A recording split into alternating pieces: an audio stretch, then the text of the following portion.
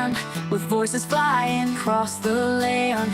Antennas reaching for the sky, we're talking to the other side. Static whispers in the air, unknown friends are everywhere. Frequency brings us all close, communicating coast to coast.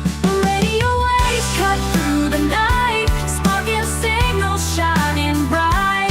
Portable, we're on the go, tuning in for every show. Morning breaks, we flip the switch at the peak of every ridge. Repeaters echo, calling back, sharing laughter through the crack.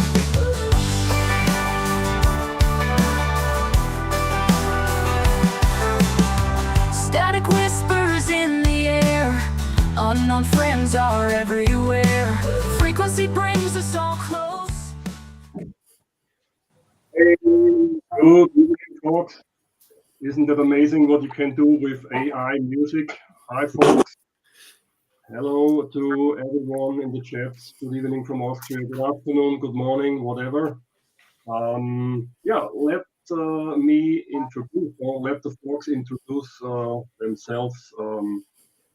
Morten, would you start, please? Yeah, I can start. And just popped up a message here from Stuart that he's backstage. Yeah, Stuart, one moment. It's a little tricky here. Here we go.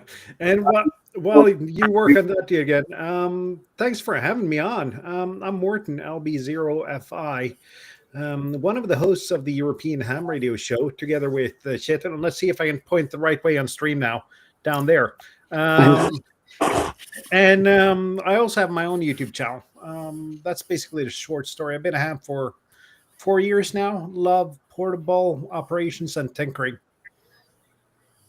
Thanks, and it's always great to be on the European Ham Radio Show. Yeah, you've been quite a frequent guest area again. So thank you for always being there when we need another guy to show up. I like to be on your show, so it's always a pleasure. Leandro on Echo Alpha 8. Hi, I'm Leandro G5LSI. I've been active on POTAF since 2021. Then do also flora fauna.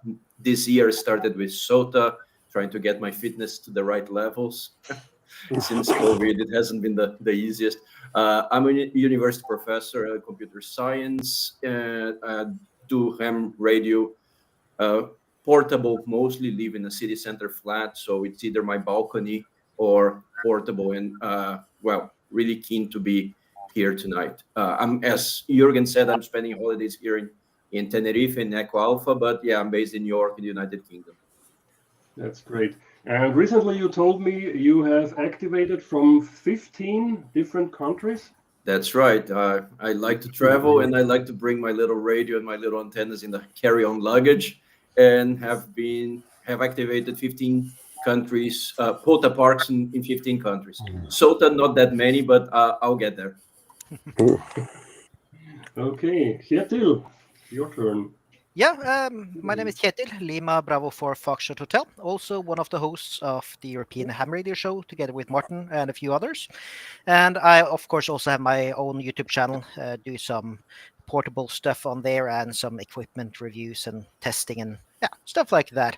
I've been a ham for 9 years, been doing portable, all of it, except for the first month or so. Firstly SOTA, then flora fauna. Now I do parks on the air. I'm the association manager for bunkers on the air in Norway, which is basically starting up. And as Leandro, I can't have equipment at home, anything proper at least, so I operate almost exclusively outdoors or from the cabin, and I'm at the cabin now with a bit of a temporary setup here. Great, thanks. Yeah, talking about bunkers on the air, that reminds me I have to contact, what's his name? Responsible OM in England? Carl, yeah, indeed. I have to contact him because of bunkers on the air on Austria. That would be great. Graham, Good evening, everybody. My name is Graham. I'm Golf Whiskey 5, Golf Delta Papa. I suffer from mobility issues, so I am primarily a chaser and a hunter. I've been involved in amateur radio since about 1978, only passing my exams during COVID when I had not a lot else to do. So I spend most of my time chasing the gentleman that you can see on screen. I have started to activate this year from a couple of local parks. I have found there are some problems being disabled as to how you operate. But overall, I think it is something that it should be totally inclusive for every single person to play. Yeah. And that's one of our topics we have, or we should discuss when we talked about it. Jim, one of the most reliable activators stateside from a European hunter's perspective. Well, thank you very much, George. I appreciate it. I'm Jim, Kilo Charlie 1, Quebec Delta Zulu, and I've been a ham for about 2.5 years, but most of it POTA and dipping my toes a little bit in WWFF. I love portable operation. I live in a very noisy QTH here. I'm looking out my window of my shack right now, and I can count 34 houses from this window. So getting out in the park is really a lot more fun than trying to fight through the noise here. I love POTA. I love WWF. I've tried a little bit of soda, but I don't know, Lee. I think you're more fit than I am because I really wanted to die, even though 2 German women passed me on the way up and just said, "Guten Morgen," and kept walking. So I was bent over double. So I just love portable operation, and I love working you guys. So I'm glad to be here. Thanks, George. Yeah, thanks so much for being here. Jim, I have to pass you regards from Stefan, Delta Oscar 3, Oscar India. Also, one of my favorites. He was my first time I had 20 park to parks with a European reference. Always reliable and just a great guy. So best is Stefan as well. Yeah, I think he is here. I'm not sure. Let's see. Anyway. Stefan, wenn du hier bist, dann schönen guten Abend. So that was a little bit Austrian German. I met him yesterday on the so-called Draußenfunker, outdoor radio operators Discord. Stuart, good evening from Austria. Good afternoon, Canada. Good just after 4 o'clock in the afternoon here. My name's Stuart, Victor Echo 9, Charlie Foxtrot. I've been amateur radio operator for 35 years, I think. I took 30 years off to raise a family and start a business, and just got back into it after my wife said, "You need to do something other than bug me all day." So I picked up the ham radio again. And when I first hung up the mic, POTA, Worldwide Flora and Fauna never existed. So this coming back, this was all new. I heard all these CQ POTAs on the air, and I go, "What the heck is this?" So I dug into it a bit more. Coming up on my 1-year anniversary for doing activations. January the 4th will be 1 year since I've been going out in the field. I do a lot of contesting. I'm a real big contester. I love everything to do about chasing DX and parks on the air, flora and fauna. I don't have the same passion for them as some other people do, but I use them as vehicles to work DX. And that's my number one goal, is to work as many DX stations as I can. Get new flags into my logbook every day, and POTA and flora and fauna afford me the ability to do that. And that's why I go out and do POTA in the field, because I'm not like a lot of my friends who look at for emergency communication and testing antennas. I look at it and say, can I talk to Kuwait or Eastern Russia or Africa today from my field location? And that's my goal every time I go out. And I obviously look for them when I'm hunting and chasing as well. So you not will quit next year, as others do. What's that? You not will quit POTA next year. Oh, no, I just keep threatening I'm going to. As you talked in one of your last videos. It's more like what's driving people away from POTA more than what, because for me, the nearest new park is a 2-hour drive. And I don't know what you pay for fuel unless you let Jim and get cheap gas like the U.S. has. So, we pay $1.60 a liter for fuel, which is almost $7 a gallon, and it gets expensive driving a big pickup truck to go to these locations every so often. Well, what is keeping me away from parks is black, cold air or cold air and snow. That's winter is not my time. I'm Juergen OE4JHW, Juliet Hotel Whiskey, and Jim called me George a minute ago, and on air I will go by George. That's my grandfather's name, and I'm not using it in real life, but on air I found out it's easier. Instead of spelling Juerge, I tell my name's George, and that's more fluid, let's say. I'm located in eastern Austria, about 30 kilometers, 18 miles south of Vienna. I'm also not too far away from Hungary, activated some parks there. And next on my list is Slovak Republic. They are on quota since 2 or 3 months now. There was nothing at the beginning, and now they are listed on quota, so I will do some parks there as well. And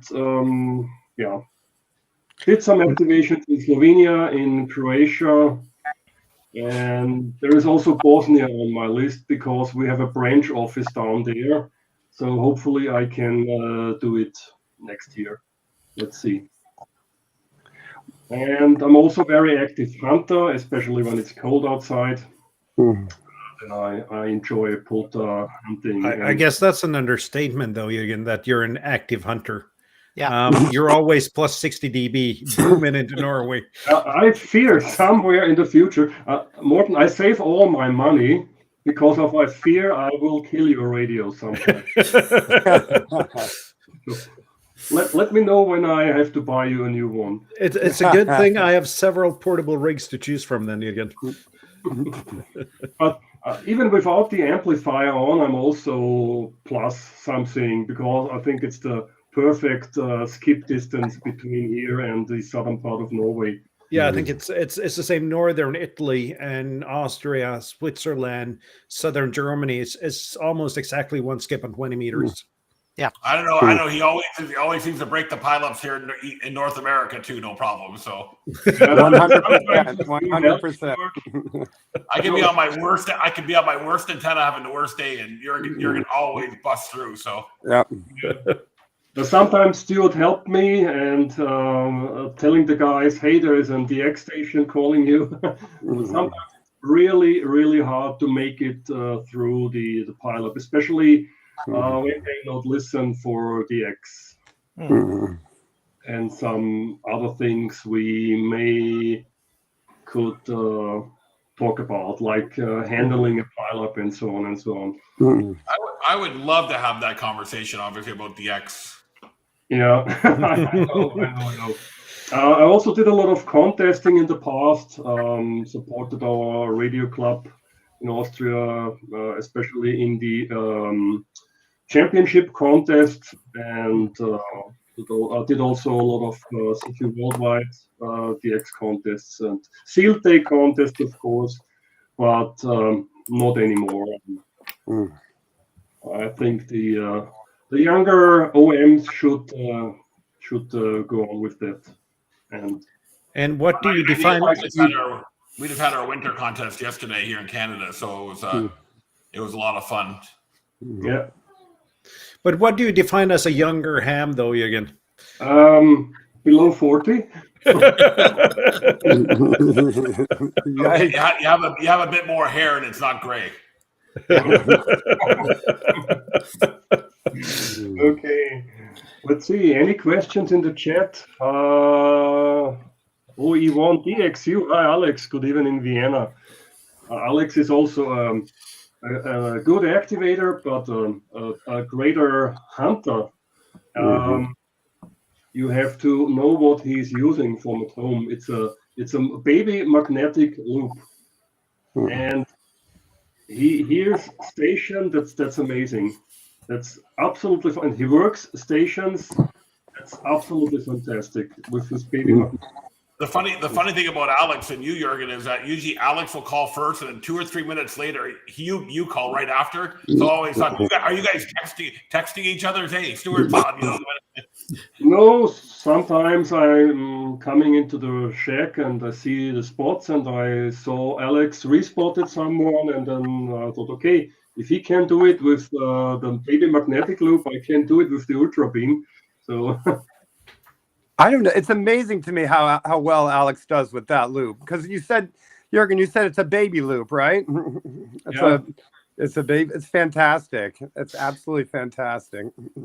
it works. Yeah, it works great. It's unbelievable. Yeah, thank you. But contrary to popular belief, though, a magnetic loop is not a bad antenna. It's just extremely high Q, and it's a pain to tune. But once you master how to tune it or have a system to tune it, it's probably going to be a really good antenna. I got kind of a love-hate relationship with mag loops. I hate them, but I'd really like to love them. Does anyone That could be a activate conversation we with can have a about loop antenna? activations and antennas, because I think that's a really good conversation to have. Alex, he worked November 5 jury at Jarvis Island. That's Wow. fantastic, yeah.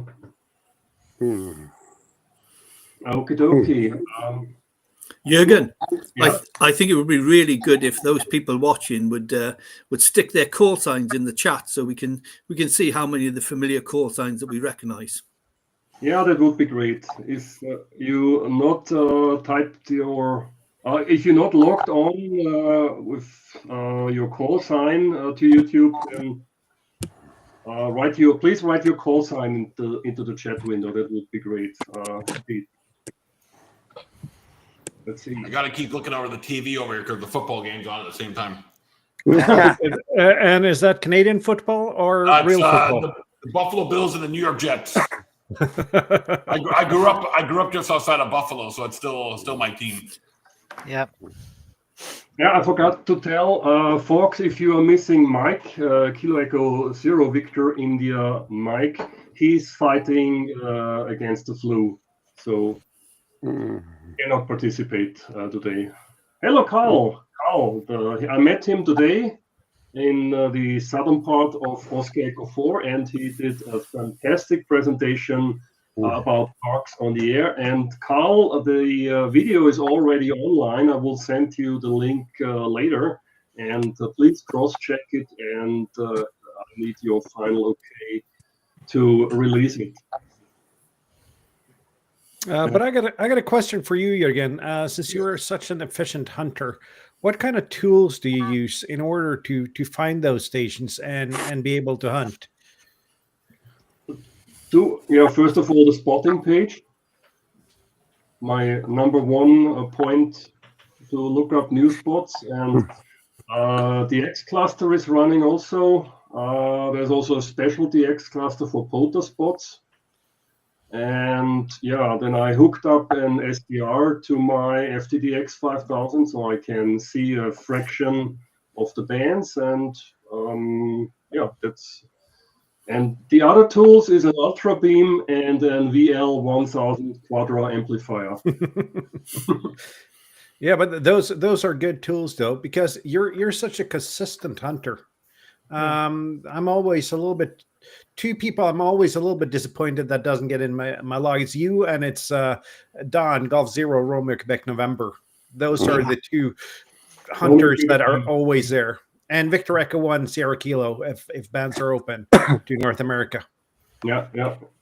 I find for spotting pages, the POTA Plus add-on, although it hasn't been updated in a while, is a very good add-on, because I was looking for DX. I usually want to filter out stations that I don't want to work. I mostly block out the American stations during the day because there's so many of them, and most of the U.S. parks I've worked already.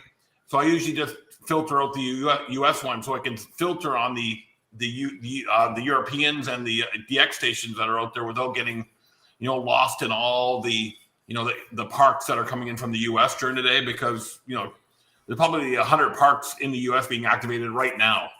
So it, you know, if you got to filter out some of the noise in order to see what the stuff that you want. So I use the POTA Plus extension a lot to filter out things. And I wanted to ask the developer if he would actually develop it. So if you work the parks, I only like to work new parks as well, or people that I know. So if I want to get notified when a new park comes on, and that capability is not there yet, but hopefully one day it will be. Yeah. And just so you can, you know, as you can really streamline your hunting abilities, right? Because you want to, if you're an active hunter, I mean, I'm going after 5,000 parks now. You know, I want to get the ones that I haven't worked first before I work, you know, other ones. Yeah. You have some of that going up or on in Polo in the logging app, but that's of course on mobiles where you have like new parks, you can filter out countries and so, or at least continents and so on. So there's absolutely something to be said for being able to filter here and being able to target who you're trying to have a QSO with. Oh, absolutely.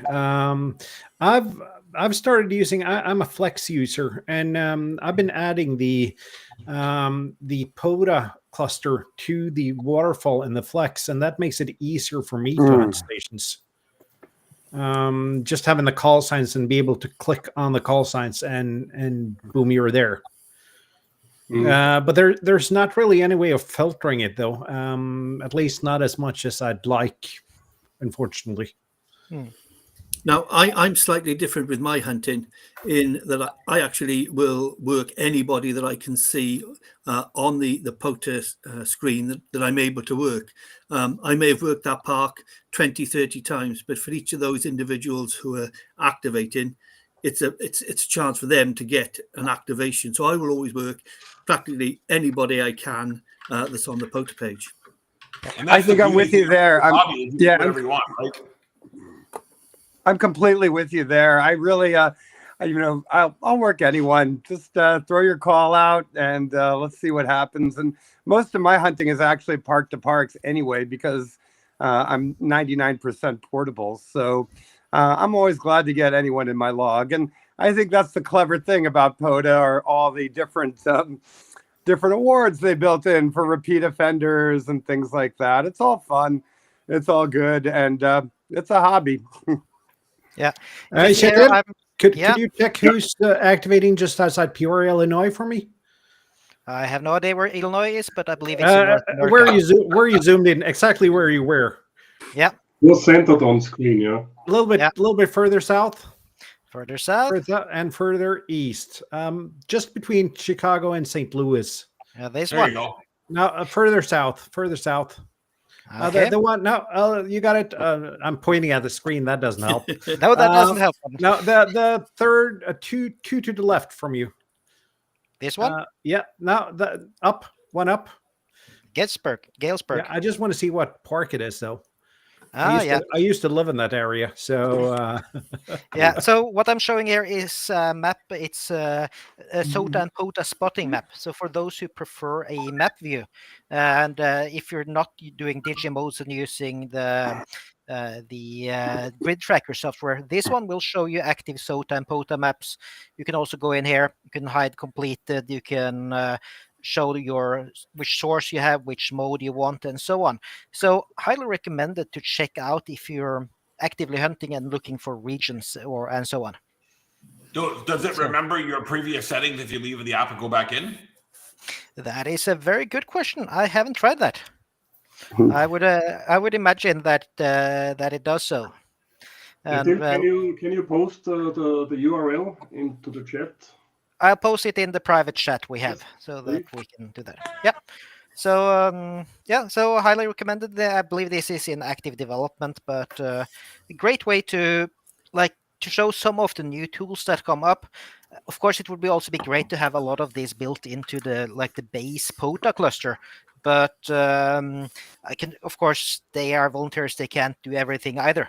So people are building around it, which of course is also a great sign that we have a healthy ecosystem with lots of skilled people sharing their knowledge and making things that work for them.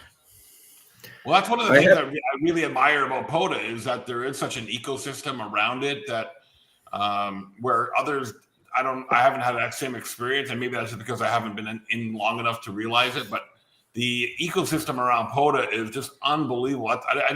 I'm floored sometimes on how it's gained so much popularity compared to other programs. Just as an outsider looking in, going, wow, it's like, from a marketing person, because I'm a marketing person deep down inside, it's just brilliant how they've done it. I think I joined POTA mostly because the website was so good. Back in 2021, early 2022, there was nothing like that. It was such a well-engineered website, the whole award system working so well. I think that was amazing. I have a question to Morten about the Flex Radio. Are you using FR Stack to get the call signs I'm using FR Stack to get the spots. And do you know if is there a way to get the park reference rather than the call sign? Because that would be amazing. That is a really good question. I am still, I'm a relatively new Flex user though. I got my Flex half a year ago. So I don't know, to be honest. That'd be really nice to be able to get that. But what I miss the most is the ability to filter out the stations that you're not going to reach nonetheless. But that's a whole different issue. But at least on the Flex, you can see on the waterfall if there's activity or not. Yeah, I do a lot of my hunting with the Flex, operating remotely. The university radio club, we set up a Flex there, and that's how I do some hunting. It's usually with the remote station, because when I'm hunting, otherwise it's typically portable. And I see that Daniel comments here in the chat that Slice Master is a good way to get spots on the waterfall. I've never gotten Slice Master to work properly for spots on the waterfall.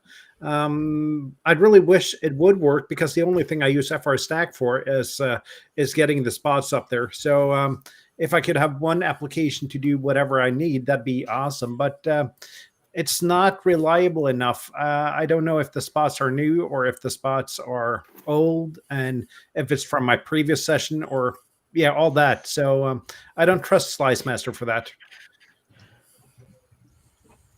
It would be really nice. It would be really nice, all these tools, like, if they can get the POTA, flora and fauna, SOTA, IOTA all together in one place. I know there's some history between all the different organizations, but it would be really, really nice to see POTA and WWFF in the same window, because I hunt both, right? And I activate both. It'd be really, really nice to see them all instead of separate ones. Yeah. The one I'm sharing now is another map. It's also a beta thing called from map.pota.ninja. And in here you can, you don't see anything unless you zoom in. And then suddenly you see a lot of POTA parks. Yellow ones are unactivated, gray are activated. And you can then enter your call sign, and you can see how many you have hunted or activated and so on. I see that there are a lot of. It's probably not a coincidence that you're zooming in here, Kjetil, but I have a lot of work to do. I can see that, because there are some unactivated parks nearby. Yeah, I can do the SOTA map as well. That has the same filtering thing. But in here, you can also go in and search for a park. You can see who you hunted and so on. So there's a lot of options. For sure, did this switch over now to Sotlas? Yeah. And in Sotlas, you have the same. You can go in and see only activated never, for example, and find out SOTAs that have never been activated. So some good tools around there. And some of the, looking at this map and the different applications, POTA, SOTA, for some of us, it's just we're never going to be able to activate it, because A, either we're not able to get in there, and B, we're not good enough shape to get in there. So that's obviously the challenge, because some of these parks are, in my opinion, especially in New Brunswick here, are never going to be activated, because they're on an island in the middle of the bay somewhere that you have to have the boat to get to. There's a park just north of me, which isn't an island, which is not part of a Navy base, but it's so close to the Navy base that you can't enter it by boat, and you can drive to it, but through the Navy base. So that's not going to be activated either. Yeah, but there are some combination services that do some of it. Mike once here at Delta Hotel, who's in the chat here, Steve, he has made a great one, but that's for UK only. But there you can see bunkers on the air, flora fauna, POTA, SOTA, and others, I think, as well. So there are some, but this requires a lot of work, and you need to keep it up and running. There are, of course, costs associated with running it. Like if you get a lot of traffic, at least if you get a lot of the people from the US using it, then there's going to be significant traffic on that website. Well, I have a team of developers that are that I'm paying monthly for that I can always divert to this project. Yeah. And Renee's saying, what is text? Nice new tool. Like it. Text yellow goal. What is That's a smiley that didn't work. Okay. It's Okay. But I maybe when we're talking about tools, I like to find out what everybody uses for logging, because I just recently switched over to Polo from Hammers, because Polo allowed me to spot automatically to flora and fauna and to POTA. It lets me find the park that's if I'm close by. It won't tell me if I'm exactly in the park, but at least tell me I'm in the proximity of these parks. And I find that from a POTA and flora and fauna perspective, I don't have to do any work to get my logs ready, especially flora and fauna. I don't do any work to get my logs ready. Just export it in the format that it needs, and I email it in. And for POTA, I just upload it. But I just switched from Hammers to Polo, and wow, what a big difference! Yeah, That's Polo fair. is a completely different beast, and ever since Kjetil tipped me about it, I thought it's going to be one of those loggers that, well, doesn't really become anything. But Sebastian, he's a great guy and has done a lot of development into making the perfect portable logger until the next big thing comes along. So I Yeah, and started with Hammers as well, and then I heard about Polo, and the same. I had the same thoughts. It's yet another logging software, logging app.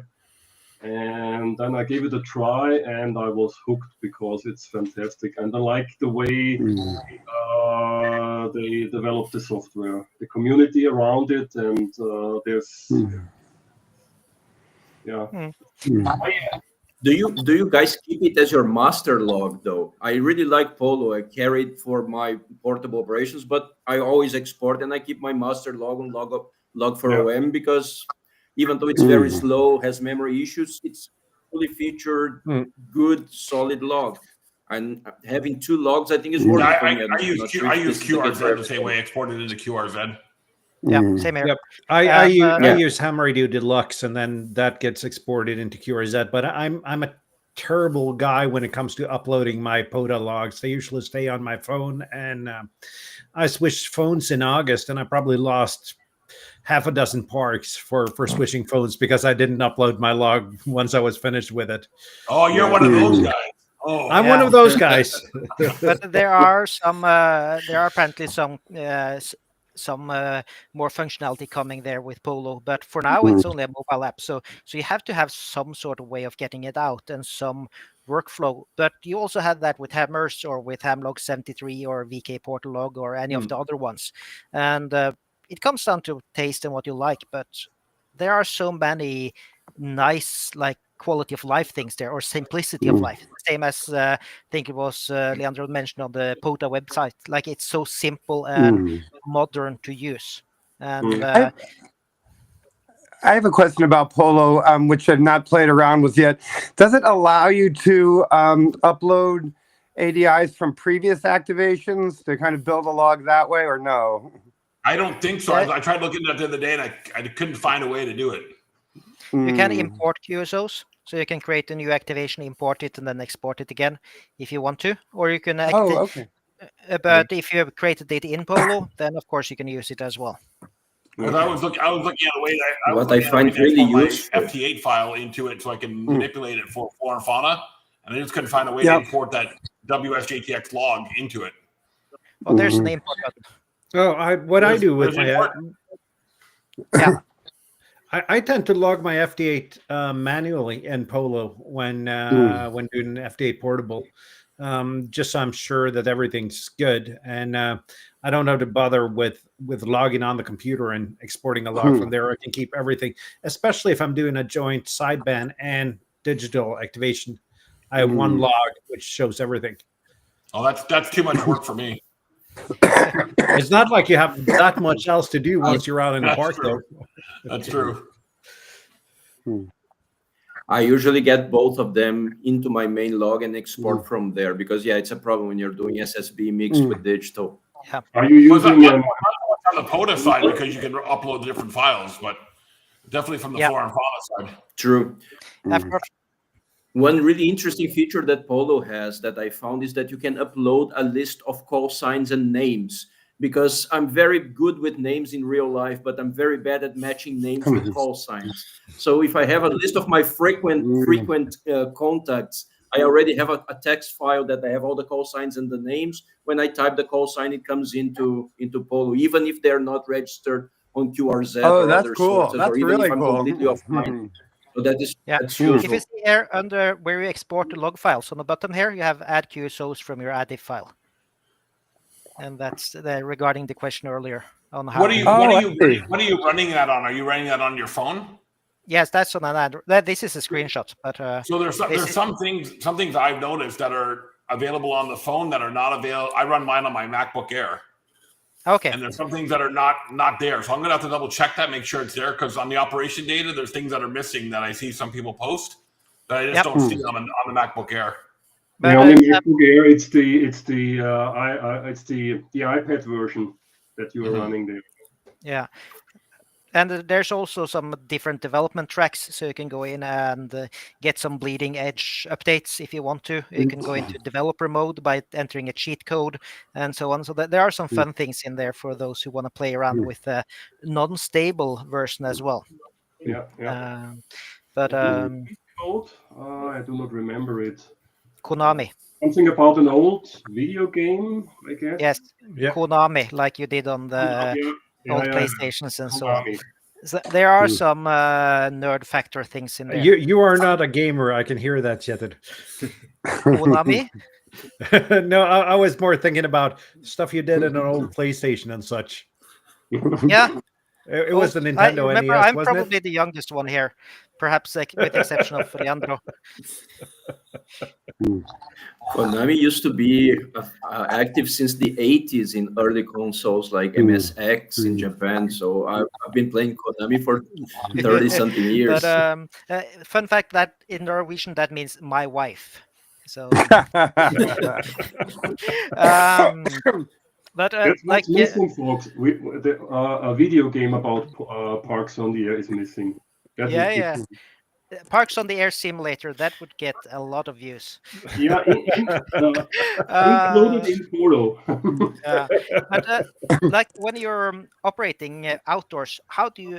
I hear a lot of people here use Polo or other mobile loggers. Do you log on a mobile or on paper or on a laptop, or what do you guys use for that? I use my MacBook laptop. Yep. I use paper and pen. Yep. Same. I'm not paper and pen guy. I almost exclusively log on my phone now because it's just convenient. It's a device that I always bring with me. The backside to that is that I usually, at least if I'm filming the activation, need to bring a separate camera because of just the logistics around it. But I prefer to log it straight on Polo on the phone and at least be able to upload it quickly, even though that doesn't always happen. I started with paper, but then it's so boring to transcribe everything, and my handwriting will get call signs wrong, and then I moved to logging into the laptop. And now that I'm doing more and more pedestrian activations just with the backpack, I don't want to carry the laptop, so I just log directly on the phone because I always carry it. I totally agree with you in principle. I totally agree with you. I mean, I think I might as well have a quill pen or something when I'm doing this. But at the same time, when I'm transcribing it and I'm thinking, oh, that's interesting, and look up someone's QRZ page, and it becomes this weird little recursive process over coffee that I find kind of nice. Now, if I was like Stuart, if I were like Stuart, now we're banging out 500 QSOs in activation, I would not enjoy that. I have to admit, but for 100, 150, that's exactly good enough for me. Their lives, I can do 20. I'm doing such high volume. I mean, I treat my activations like I'm contesting, right? Yeah. 5-9 next, 5-9 next, right? And that's my style. I'm not dissing anybody else. That's just my style, right? And you cannot do this on the phone. Go back home and write 500 call signs in would be, I would not enjoy that. Yeah, I wouldn't do that either, but Yeah. But that actually says a lot about how much bigger POTA is in North America than it is in Europe, though. Getting that many QSOs here is a rarity. I think I've broken the 100 QSO mark 2 or 3 times. Yeah, it's doable with 100 plus. It's doable, but when I did Flora Fauna before, at that time I used only QRP, so 10 watts, and that was challenging reaching the 44 QSOs. That took a while, and quite a few times I failed, so I had to go back and continue. So so it's fun to hear about the numbers you have over there, but at least up here north in Norway, it's really hard to get the number.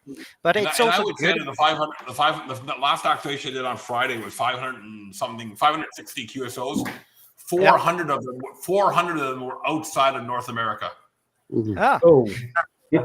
But how many? So when I go out, I'm running my radio. I usually run an amplifier, so I'm running about 300 watts of power. Yep. And I'm running an end-fed half wave up at more than half a wavelength above the ground, so I'm getting that nice low angle radiation. So I'm not running a Wolf River coil on a Faraday cloth, right? I'm using I call it big boy toys, right? I'm going out there with a purpose, right? Did I get this right? You use an amplifier when operating portable? Yeah. Yeah. So, that's a whole different level than. This is it, right? I can't get it all around. This is part of it right here. Yeah. Yeah, and I'm sure we could.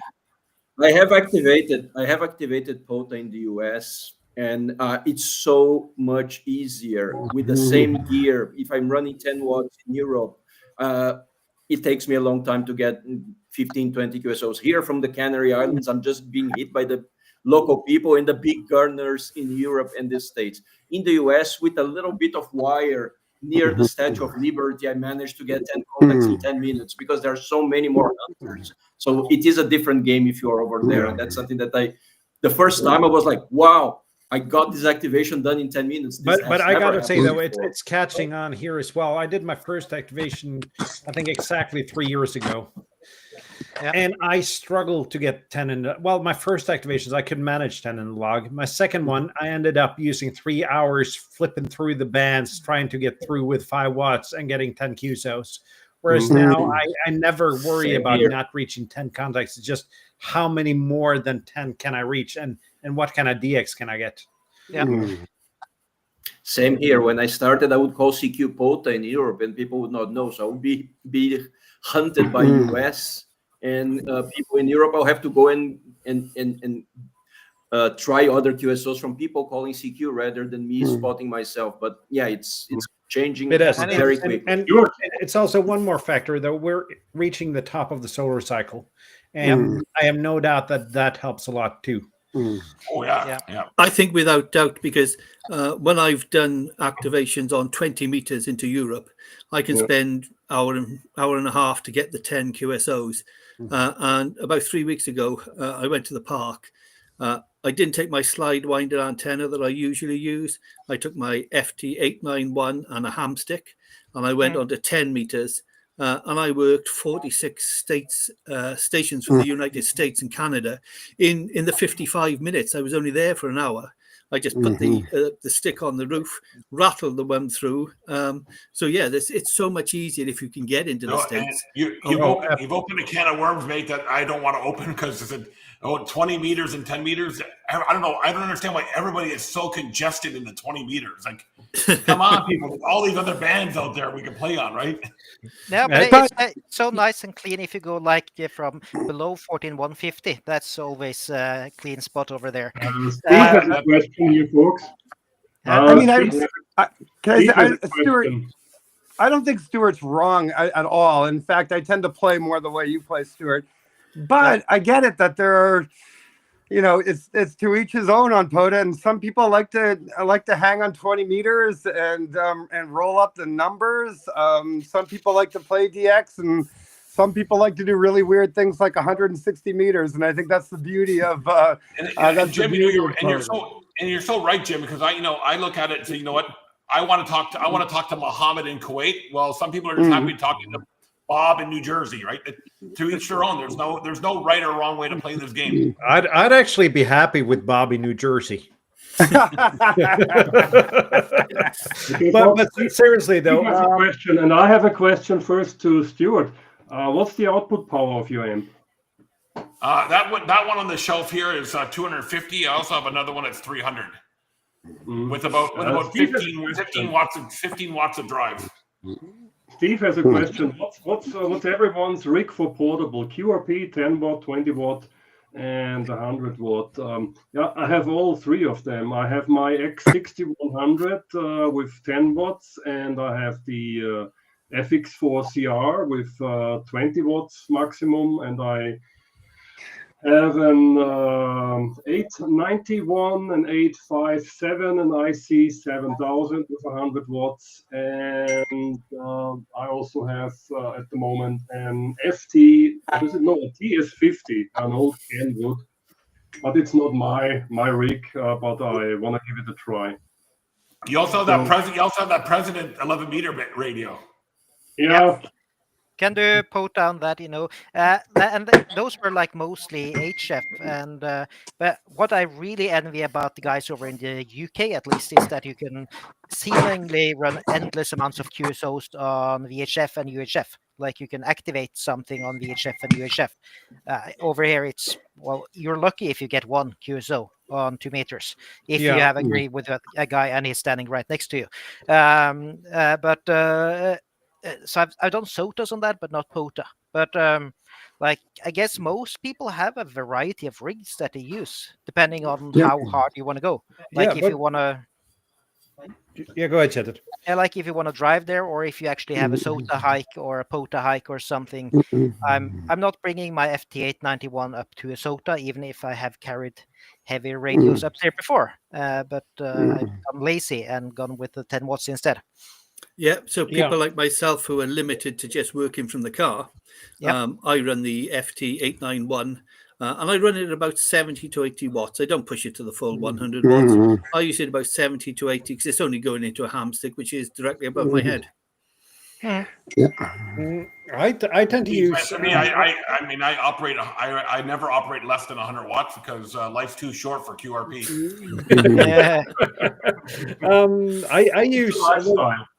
I use a little bit of both, though. I got 2 QRP rigs now and 100 watt rig, and I'm guessing that my IC706 Mark II-G is probably the radio I use most for it. It's built like a tank, and it works every time. But I do enjoy operating QRP, and especially when traveling. There's a huge difference in bringing, let's say, a true SDX or a G106, bringing the 706, just weight-wise and power requirement-wise and everything. So I'm building up a little bit of a 5-watt kit now to bring to Scotland in 3 weeks. So I'm hoping I get something that works. I'm close to getting something to work. I need an antenna. That's the only part I'm missing now, because I need to pick from the huge arsenal of antennas I got and figure out what do I bring on a plane. Yeah, like you don't bring this one on a plane. Like you are allowed to, but as Bob LB5JJ, also from the European Ham Radio Show, showed us, you can just use a power bank that has USB-C power delivery, and that's so much easier. I would just go buy one of these. Yeah, you are allowed to bring the battery, but you should check the regulation. This one is absolutely out of spec. This is not allowed on any airplanes.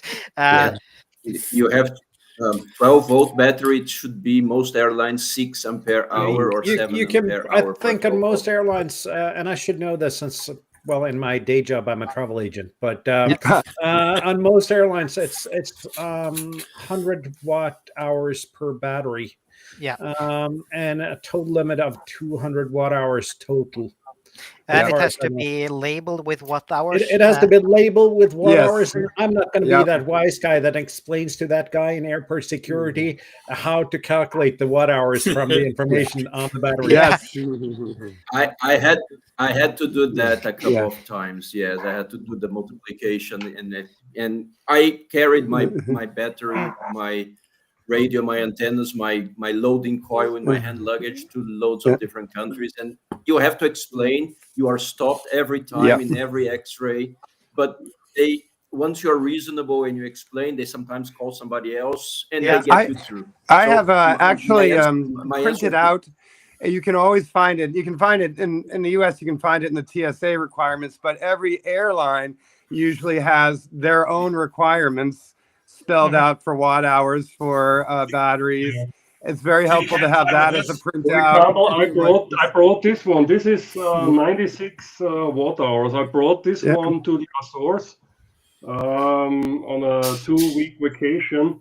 No one was asking me on the way down, what are you doing with this battery? You're not allowed. But on the way back home, when checking in at on Sao Miguel airport, they complained, hey, that's a battery. You cannot take it to the plane. I said, yes, and here are the regulations. And always good to have. But I mean, just bringing a power bank though, this raises absolutely no question at all. Yeah. Whereas let's for simplicity's sake call it a car battery with wires sticking out of it. That's going to raise some suspicion in airport security. Yeah, for sure. I think. I haven't had the chance to answer Steve's question about the which equipment, and my choice of equipment depends who's carrying it. If it's my car carrying it, I'll go for the Icon 7100 and I'll run 100 watts and I'll be happy with that. But if I have to carry the backpack with the batteries and everything, I'm usually restricted to 10 watts with the Xiegu 6100. Does well with the updated firmware, and it's a good, neat station that you can carry even if you're not very fit. So good for me. And everything in this hobby is a compromise, though. Yes. And you just got to decide on which compromises you need to make for the kind of operation you do. Yeah. Graham, you mentioned that you operate like primarily from your car. Do you have the antenna and all the equipment like permanently rigged there, or do you rig up whenever you're starting to operate? Right. I have a very basic setup. It's just a triple mag mount. And onto that mag mount, I either put a hamstick or the DX slide winder coil, which I then use a rig expert to put the coil up and down until I get the right SWR. And then I just go back into the car, sit down, and I've got everything on the passenger seat, which is obviously to my left here in the UK, a bit different for you guys in the States. And I will then just work from that. I'll work for no more than an hour, maybe an hour and a half before my exhaustion starts fading in, and then it's a simple case of taking down the antennas, and everything goes into the boot of the car. The aerials go on the back seat, and the only things I bring back into the house is the rig and the 50 amp battery. Daniel mentioned he was stopped in Germany because of his USB power bank, but this is made a lithium-ion battery, and the BioNO is a LiFePO4, so this should not be a problem. Then, and it also sounds like a very German thing to be exactly strict on the rules. Yeah. Have fun when you are in a park in Germany. Oh, I've been there. You've tried that shit, haven't you? Yes, I have, and other places. Amp is coming. I tried that as well, and with the lithium iron battery that I carried, that the Germans were never complicating anything. That was absolutely fine.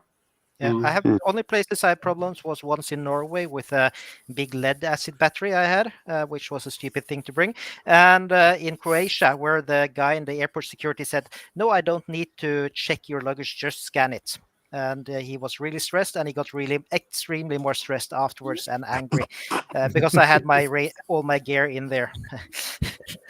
I see Steve's got a question here. I do a couple of times. I've been stopped by the police with flashing lights and everything.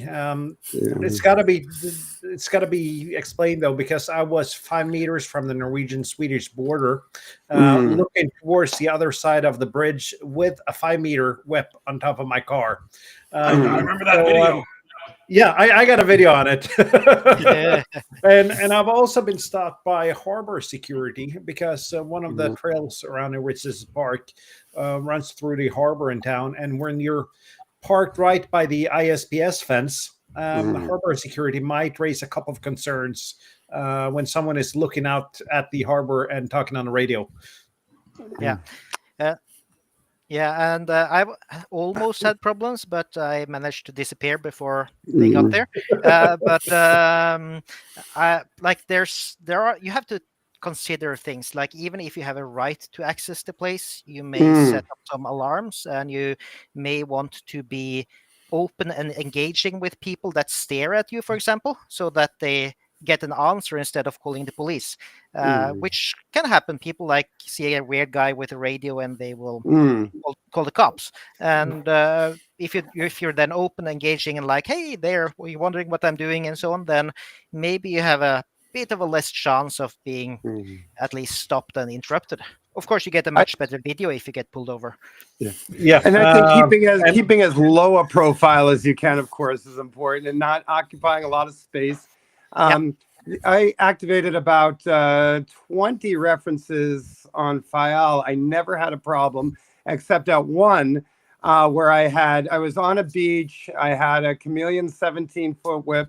It was adjacent to a park, and 2 rangers watched me for about 20 minutes. They were smoking cigarettes, and they were kind of like, should we do something? Should we not do anything? And then they went to lunch. And, I finished the activation and I was gone. So, I mean, just keeping a low profile and not hassling people or getting in people's way is so important, isn't it? Yeah.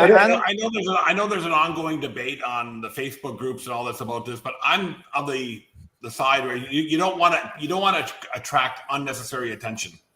And I know a lot of these proud people are very new to POTA, flora and fauna, whatever, and they have their flags and their name badges and their hats and all this stuff. They go, but you're attracting. And it wasn't an issue, but I had a discussion with the park ranger up in Maine at one of the lighthouses there, and he was wondering. He was watching me all day because he lives in the house at the lighthouse, and he was wondering what I was doing, and he said, I'm not going to say anything, but some people may say you have to get a permit to do what you're doing. And is it just these people that want to attract? I'm with Dom. Don't attract any attention and find the most isolated part in the park, and keep your flags and your banners, your advertisement to a minimum. That's my school of thought. Yeah, on the opposite side of that, wearing a camouflage poncho and so on, that also attracts attention. I was being a smart ass one day, and somebody asked me what I was doing. I said, "Well, I'm talking to my buddy Vladimir in Russia." That didn't go over too well, Yeah, that's why I think I mean that's what I don't understand how or why ham sticks work. I don't get it. They shouldn't work, right? I mean, but I've worked the world on ham sticks, but just sitting quietly in a parking lot running ham sticks, you're very unlikely to attract much attention either. Yeah, it's like my ATAS. I don't understand how it works, but it works great, Right. Yeah. I've actually been stopped by the police a couple of weeks ago with a ham stick on top of my car in the park. Wow. First time they drove past, they drove a little bit slowly, then they parked down the road. I saw their backup lights come on, and they put it in drive again, drove another round towards me really slow, and then I figured, okay, the next time they're going to stop. And I just turned the radio down, got out of the car, and said something like, "Again, guys?" And they said, "Well, we're sorry to bother you, but we're having a bet. What are you really doing here?" And I said, "Ham radio." And the one of the cops says, "Oh, I was right." I did not ask what the other cop thought. So You know, I got a huge hex beam that I want to take out an activation with me one day. I'm worried about putting it up because all the attraction it will cause, right? Yeah, like yesterday when I activate. Exactly, and Hmm? oh, it's everything No, froze. it's I think working. Yeah. Oh, you're good. at least Kjetil froze. No, it's working. I can hear you. Yep. Can you hear me? Yes, all clear with me. I can only hear you. Yeah. No, I never had problems with the police or any park rangers in the US or something like that. Back in my old days, in my CB days, I parked my car on the top of a hill, very isolated area, and there's a cemetery nearby, and I was DXing on 11 meters, and then the police found my car for any reason up there on the hill, and they checked what I'm doing there. They asked me if I want to kill myself. They looked if I have a pipe running into my car. Oh, yeah. Kill myself. And I said, no, I'm doing CB radio. But no, during a POTA activation, I have no problems.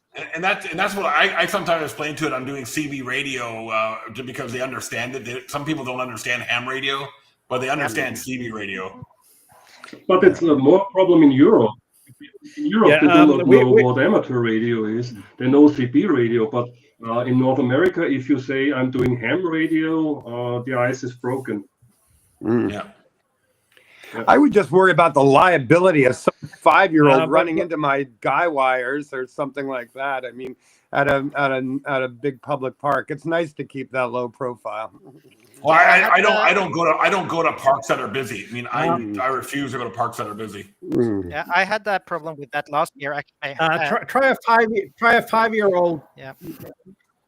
Yeah, try a 5-year-old that touching your radials when you're running 100 watts through them. You stop transmitting really fast when that happens. That last year on a park where a 5-year-old came and cut one of. Did I fall out? Yeah. So, or he loosened the guy wire, and it was a little bit. Yeah, it was a simple like vertical antenna, and he just removed one of them, and his mother was rather apologetic because like all of my masts just suddenly collapsed, just straight down. Like it collapsed in a safe way, but still. And then that was a really fun one. It was a big public park. There was another kid there with a cheap metal detector. And I noticed when he was passing, every time I pushed the TX, his metal detector went off. And that was like when he was like 5 meters from my antenna. So he was digging a lot around me, but he could never find anything. I've been in 15 countries, as I said before, and I have never had any problems with law enforcement or wardens or anybody. I always get people looking curious, sometimes brave enough to ask questions, but I think keeping a low profile and a friendly attitude is really important. I think being open, as people said, being open for that interaction, because if you disappear into your headphones and look into the radio, people find that, look, this is weird. But if you're willing to engage, it's usually the threat kind of disappears. And regarding bringing flags and etc., I feel that there are completely different activities. One, if you want to do a field day with your radio club where you ask permission, you set it up, you make it, then yes, fine, you are doing something good, getting amateur radio out there, doing some sort of dissemination. People get to know what amateur radio is. A POTA activation, I think, is a different activity. You do it quietly in your own corner of the park. You don't want to distract anyone. You don't want people to be distracted by you as well. So be friendly, be open, but keep a low profile, I think, for POTA. And I don't know what it's like in Europe. I don't know what it's like in Europe, but in Canada here we have a lot of historical sites that are part of the POTA program. So a lot of them are like museums, and they have a place where you can go and tour, like I say, a historical house. What I have found is approaching the people that run that location as also they actually help promote it for you. They actually give you a nice corner so you can operate here, and anybody you know and you avoid conflict by saying, hey, you know what? A couple months in advance, I'm going to say, I'll plan to come out this day to do this. Do you have any problems with it? Most of the time they'll say, no, come on out. The more the merrier. I usually say, I'm going to make a YouTube video and promote it on my channel. And then they're all in favor of it because they don't get it can be hit and miss. It can be hit and miss, Stuart, because some places they will not know which regulation is this, which part of my bylaws I have to look into. And so some people be very formal, friendly, and as you said, help setting it up. And some people would say, look, this is too complicated. I'll have to talk to my superior. And then it goes into a very long chain and nobody knows what to do. Yeah, true. I can see that happening too. Yeah, but you mentioned they're filming, and if you're filming, especially if you're rigging up a camera and so on, that will also tell people that you're probably not doing anything dodgy. Like basically, if you're sitting there doing espionage or whatever they think it is, you're not going to do that with two cameras and a drone, or maybe with a drone, but at least with two cameras pointing at yourself and maybe a laptop and so on. So we're not inconspicuous. We're just weird compared to what people expect to see. So that's where like being easy, outgoing, and trying to like inform about the hobby, talk about it, maybe show and tell, and like let them touch it and so on. Like that could be there could be a lot of good things you can get out of that. Exactly. I have had people come up to me in the park, and actually, you were talking about weird there, Kjetil. They've asked me, was I trying to contact aliens? Oh yeah, I had that through the UK. Yeah. I had a guy once coming up to me and said rather sarcastically, "Oh, you're trying to talk to Spain?" And I just replied, "Yeah, I surely hope so. At least Spain." Yeah. I also had a junkie come up to me once, and he was talking about a lot of weird things about radio things. So you also attract attention from that kind of people, depending on where you sit. So also, like if you're operating in urban areas, you have to think about that kind of security. Like actually have expensive gear with you. And while the chances of being mugged, at least over here, aren't that big, but I guess like in some places you probably don't want to sit with a $1,000 radio in the middle of a city at night. Exactly. That's a really good point. And operating urban requires a totally different skill set than operating in a park isolated from people.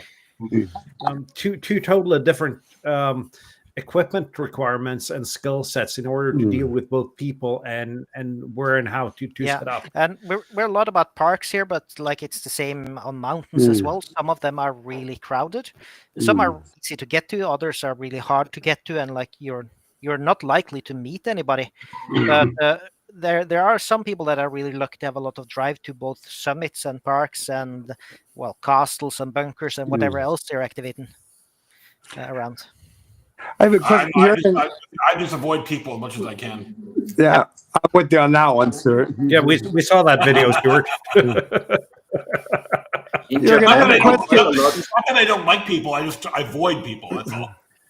in Japan, I I have a did a question, lot Juergen. of Can very, we, very urban parks, and people were very, very respectful. I think it's part of also a cultural thing that depending on where you are, people be more curious, or sometimes people be more respectful, or they keep their distance. So in Japan, I did some 4, 5, 6 urban parks around Tokyo, and I always found a little corner where I find a bench to set myself up, get my tripod out, and people would look. Sometimes they would nod, but they'll leave me on my own there. And in some places, I would when I did in the US how was it called, Castle Clinton, I actually asked the police first if I could do it, because I thought, all right, here in the United States, with such a busy place and it's such a sensitive area as well, I thought, okay, I might as well ask and see if this is something that I'll be allowed to do. And then they said, all right, as long as you're in a bench, people are not being disturbed, it's fine to do it.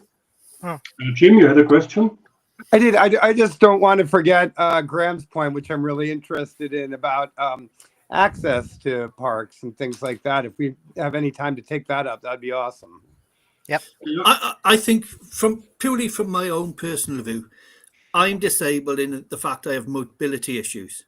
Now, one of the main rules of POTIT is the operator and all his equipment must be wholly within the park. Now, unless it's a trail, with a trail, you can be 30 meters away from that trail. Now, because I can only operate from the car, there's a lot of local parks where I can drive to, but I can't get over the fence. I can't get into the park. I can't carry my equipment into the park. If POTA was to introduce the rule that on the same as the trails, but for parks, that you have to operate within the public space, within a park, or within 30 meters of the border of that park, I could operate several more parks than I do. And I think a lot of other people would get into the hobby because they haven't got to carry the equipment with them. They could park on the road and join into the park. Well, that opens up a whole other discussion, Graham, around a conversation I had with a peer today about just park qualification. Like, you know, here in Canada, for example, we have some municipal parks that are not state, provincial, federal. They are municipal, unrun by the city or the county, and they're POTA locations. But if you read the rule book, they shouldn't be, right? One of the people just said, you know, why can't we just open it up to parks of a certain size? If it's a certain amount of hectares or acres, if it's county, city, whatever, whoever owns it, what we're trying to avoid is the baseball field or the cricket field or the soccer pitch, you know, from becoming a park. But why can't we have, you know, the local county park be part of POTA that has a nature area of a few thousand acres? And it was a good conversation to have because, you know, according to the rules, many of the parks here in Canada should be disqualified because they're not state, provincial, or federal. They are run by counties or cities. I believe the same here, Stuart. In the UK, we have trebled our number of parks in the last couple of months. And some of the parks have been added are sites of scientific and special interests. And they can be just a field. Now, if you have to go into that field, you could be standing on that lily or whatever it is of the scientific issue. I know that our mapping representatives have looked into these various things, but there are quite a few on the list that if you actually go in there, you're going to be disturbing the wildlife. If you stood at the gate, you would be disturbing the wildlife and the birds. If you were 30 meters away from that gate, you would be able to occupy the park, but you wouldn't affect. And I mean, some of these are less than a baseball field. They're quite small. Yeah, we have like parks. There are some parks here that like they will never be, or most of them are nature preserves, so they will never be made available for people in wheelchairs, for example, because that defeats the point of them. It destroys the nature that they're there to protect, which is the main purpose. The main purpose is not to be a reference for us to be playing POTA from, but like being able to or being able to activate from very close to that doesn't change any of the radio characteristics either. Like you're not gonna, like, if you move 30 meters to the side, that's not gonna change anything for anybody. Other than for me, because I would then be able to activate that park. Yeah, exactly, and I think that's a good idea, because it opens up activation, at least for those parks that are vehicle accessible, for a whole new group of activators. And POTA is supposed to be the easy way of portable radio. You don't have to hike to a summit necessarily. You can, as I do most of the times I operate portable, drive to the local park, which is an 8-minute drive away from me, and put up a ham steak on top of the car, just because that's convenient. And I also think I just want to add another comment. Though I saw Jeff here, K3JRZ, said that about the lakes, and the 100-foot 30-meter rule applies to bodies of water, as far as I've but there are some exceptions. So you can actually, there are some that are written exceptions that say you have to be specifically on it. So these are probably to avoid that being a thing. So. Because it's like the park you activated yesterday in Sweden. Yeah, that's a body of water. Which is half of the fjord, because it's the fjord. Fjord is split between Norway and Sweden, and the Swedish half is a nature preserve, whereas the Norwegian part is not. But you stood on the docks there and Yes. activated, didn't you? So that Yep. in theory I was on something that was over the water as well, but I was next to it. But like for me, protecting that nature is also important. Like being able to lessen the load on nature could be, but I don't think this should be necessarily should be open for everybody. But I think that if you have a need for it, a specific need, I cannot see this being a problem. Just That- open it up. Yeah, that's why I thought about the 30-meter rule.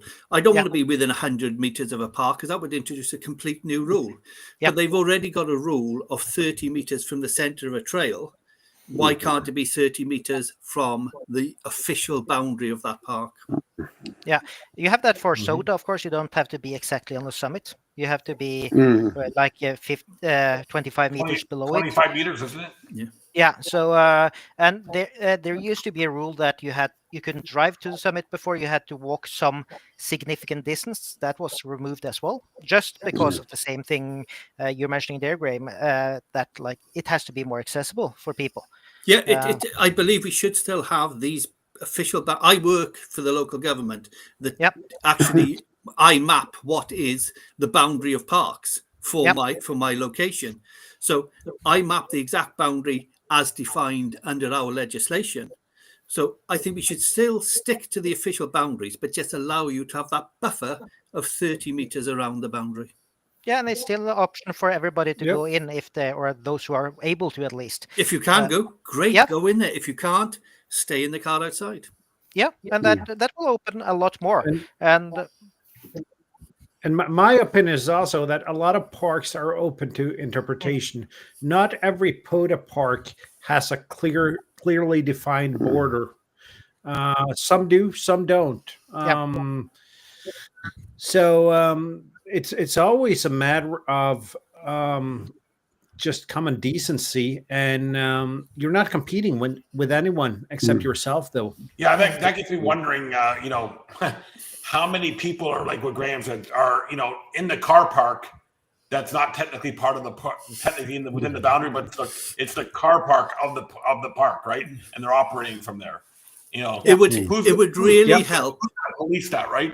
Yeah, it would really help if I didn't draw the boundaries for a living, because I'm so accurate with my maps. If I'm 1 foot outside that park, then I'm not in that park. Yeah, but I have also I've gotten one request for accurate GPS coordinates for my location once, which I basically told the guy, no, that's none of your business. But I was operating within the park. But I have heard about people like saying that you were outside of the activation zone of a SOTA, so this activation you did is not valid. And at least on a SOTA, like measuring Flora and Fauna made you send a GPS picture at one time, didn't they?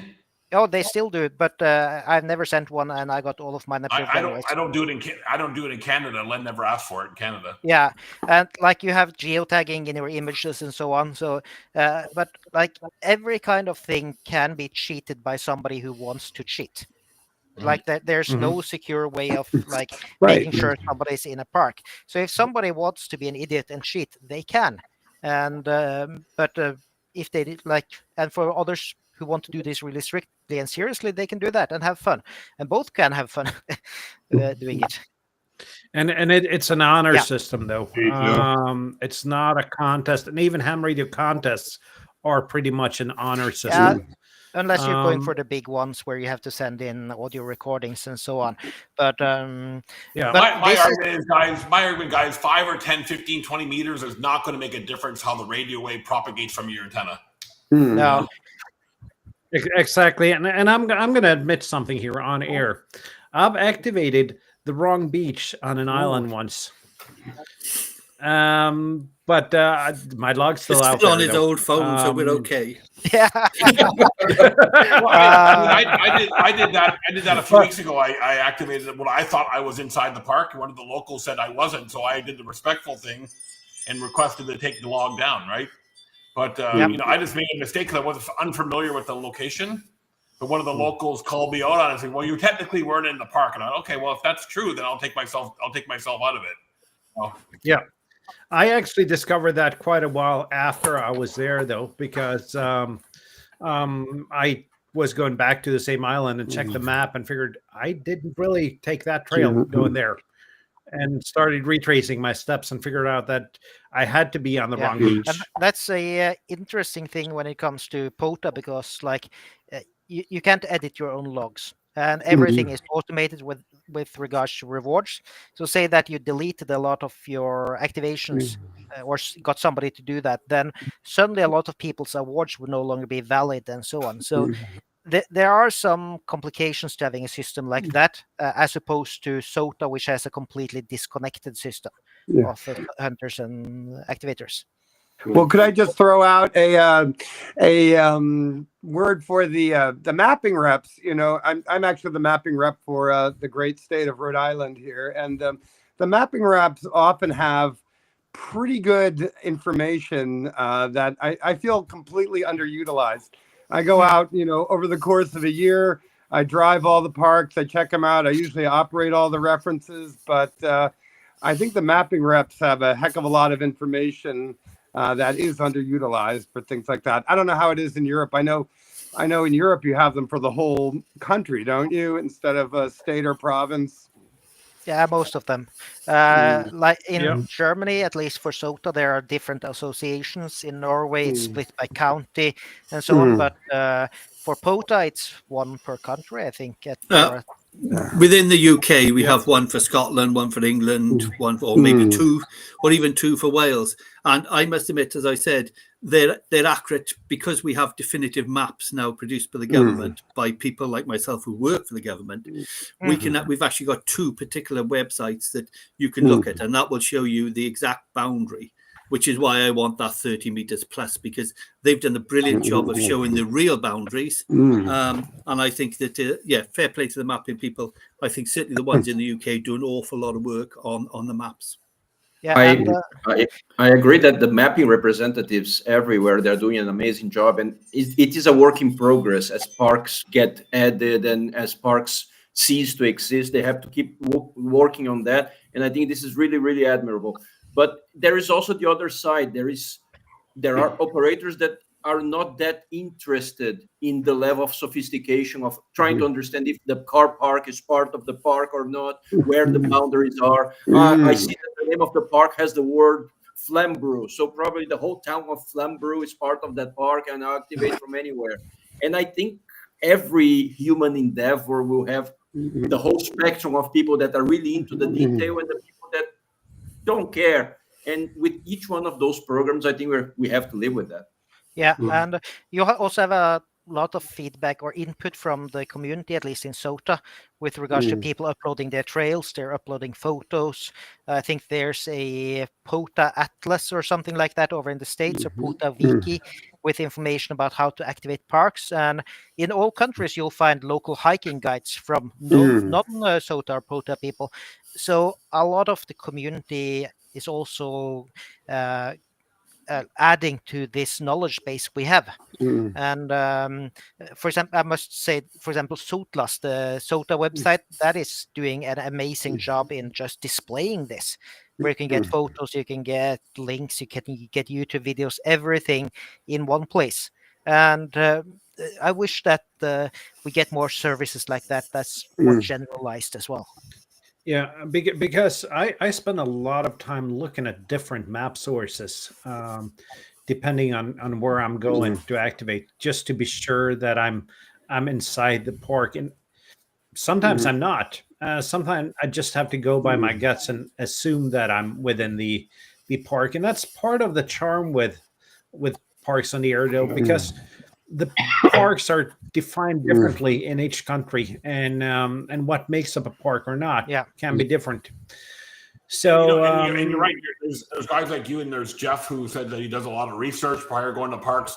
And then there's a casual parks on the air person who just drives to a park, parks there, and gets on the air, makes 40 or 50 contacts, and goes home, right? And doesn't care one or another. So that's you're gonna get those people that are, this is the way the I's are dotted and the T's are crossed, and there's some that are to say, you know what, I subscribe to the I'm close enough mentality. And I do it to this level that I went to Sweden about a month ago for the Agreement on Transmitters 100-year anniversary, And driving back, I found a park which was, I think it was close to the motorway, but there was a side road just going through that park, and I spent an insane amount of time looking at the maps to figure out if the road was part of the nature preserve, and it turned out that it was. So we just parked beside the road and activated from there. But I wouldn't have done that if I wasn't sure. And there's also regulations. So at least here in Norway, we have laws that define a nature reserve. It's not for the parks, but for the nature reserves. And I actually read those. They're basically, there are 3 templates based on different levels of protection, and some are customized, but they tell you what you can and can't do there. For example, in some of them, you are not allowed to put up a tent to have shading from the wind. Yeah, that's strictly illegal. I would guess very few people bother going to that level. But it's something we have to do. We have to follow the laws when we're activating there. See, I was educated by Jesuits. I love this stuff. I love this stuff. Like, is that contour line in or not? Where the slope breaks. I think that's one of the things that makes it kind of fun. Yeah. I think, Jim, it's because of the actual personalities that we have that maybe draws us to amateur radio and the logging. Everything's got to be precise. That's the border, that's the contour, that's the summit, and I think it's the nature of our personalities. People in this hobby. It is no doubt that the density of people on the spectrum is higher in our hobby than a lot of other there's a park right up the hill from the cabin here. It's 15 minutes walking, and by definition, I've never been in that because the legal definition says that all entry points to the park shall be marked with a sign saying you're in the nature preserve, and the only entrance point I've ever gone through does not have a sign. And that's the main entry point to it. So nobody bothered putting up a sign that there's a nature preserve, but it's there, of course. But it's fun to follow this or to dig into this as well. But it can be really hard when traveling abroad, like what's legal and what's not legal. I guess we're all kind of toddlers in that way. So we're all rules oriented. Yeah, like, oh, sorry, I'm a tourist.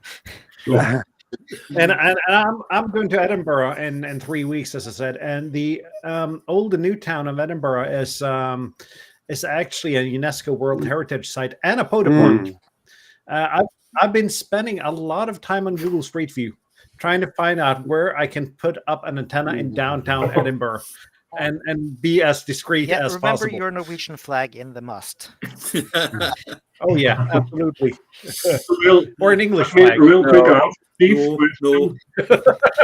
How about someone got that? I can see that from there. What about one of the cemeteries, like at the foot of the castle there? One of the Edinburgh cemeteries. They're pretty quiet. You could probably set up there. Yeah. I'm just thinking you do it inside of a pub. Yep. Even better. That would be potential there, so that's also POTA. So, but like cemeteries are generally, at least here in Norway, illegal to do any kind of activity in, except being buried. Like that's so there was a lot of problems when Pokemon Go came because they put up Pokestops inside of the cemeteries, and a lot of kids went around there walking around at night with their Pokemon Go's falling over tombs and everything. So. But that can be an issue with other hobbies. I did geocaching once many years ago, and there's a church right by me that's from 1170, I think. And one of the caches are stashed inside the wall by the cemetery. That was not a pleasant experience to dig that out. Let's put it this way.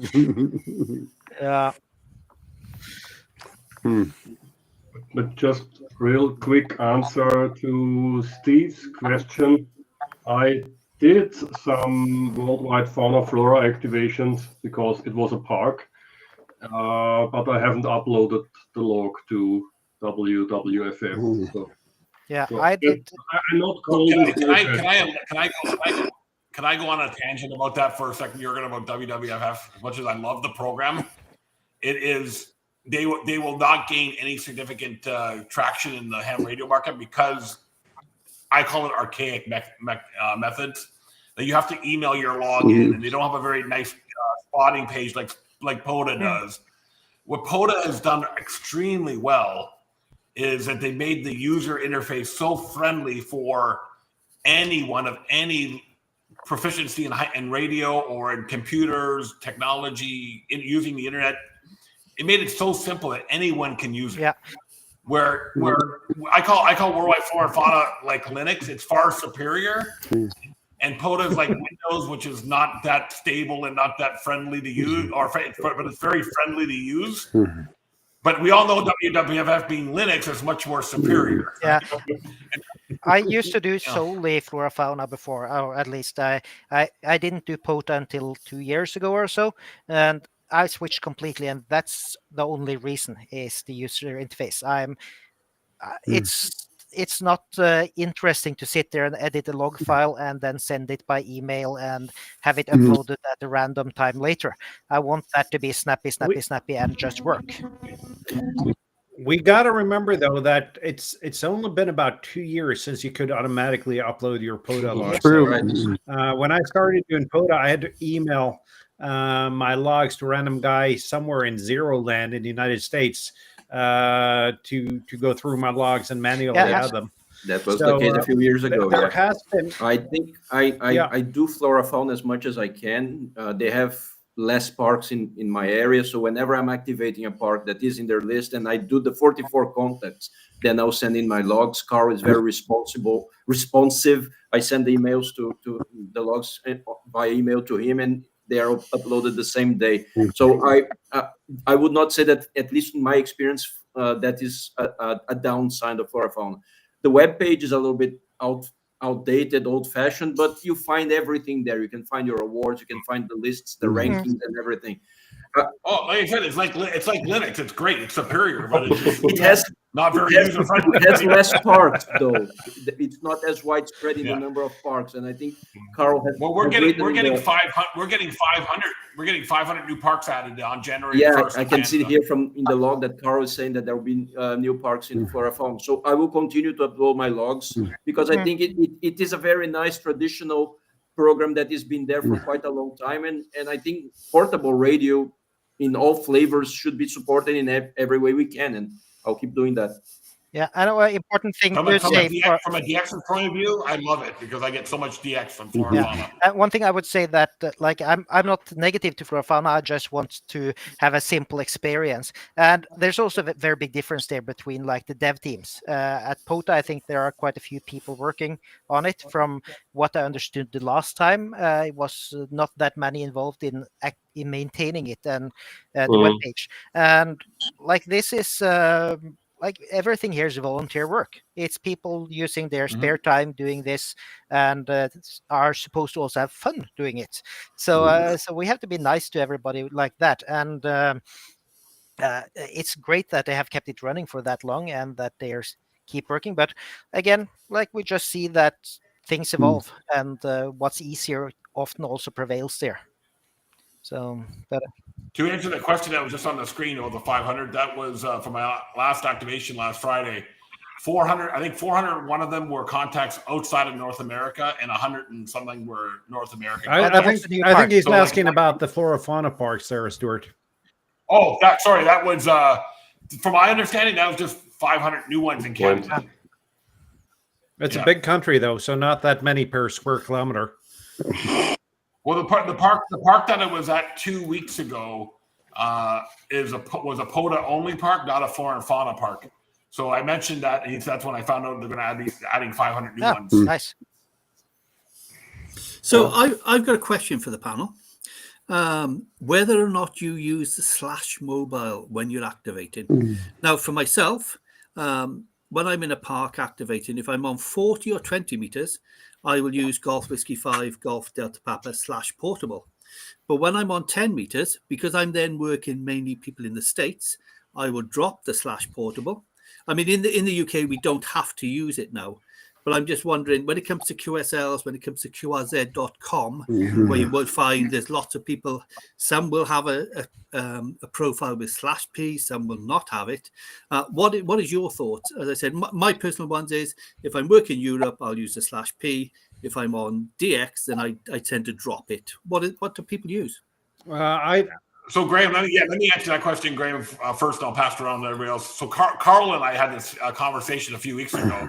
He stopped using /P on his because what we found was that us simple people in the colonies here in North America, we don't grasp it as quickly as say the you folks over in the homeland there, right? You know, I was going to say us Canadians are dumb, right? We don't understand it, but you know, it just causes so much confusion from a logging perspective. Do I log with the /P? It's like when I go to Ontario, do I put the /VE3? I don't have to by law, but some of the old school guys say I should. And it ends up just creating a logging nightmare. So I just don't. Yeah, I agree. I agree with you, Stuart. I never do it as well because it just adds a level of complexity that isn't needed since we're not required to do it by law anymore. But I know some countries require that, and I know I live about 2 kilometers from the Swedish border. And when in Sweden, I'm technically supposed to be Sierra Mike / Lima Bravo 0 Fox India / portable, even though the prefix of Sierra Mike is a strong indicator that I am portable. Yeah.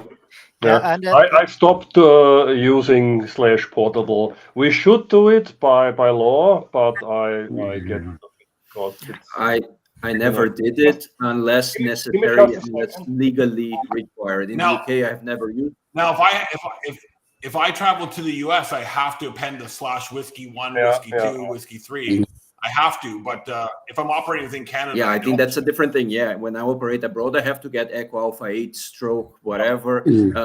But I never add /P or /M because you need then a new certificate for Log of the World. You need to have a new account on QRZ. It creates a logging nightmare. So I don't use it. The only place that I had to use it was in Japan. But other than that, all the activations, they all go with my regular call sign. And some people still add /P when they know that I'm activating. They'll still log me with the /P. So I added G5LSI /P in the list of my call signs in the POTA website so that I get the credit when I'm doing park and somebody will log me like that. Even though I never use it, it's there.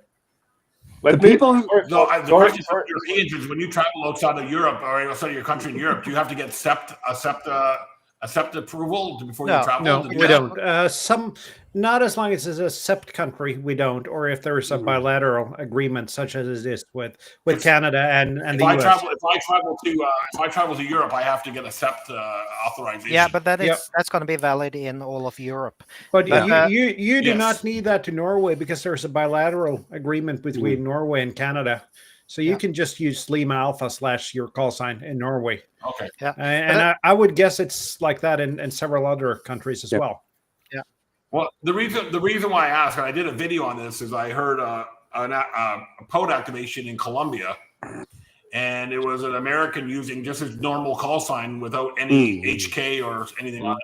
So I got looking into the requirements of what Colombia requires to go activate down there from just a reciprocal licensing, and you have to send in 3 photos of your passport photos. You got to do the application in Spanish. And I'm going, that's a lot of work to go down there for 2 weeks on holiday.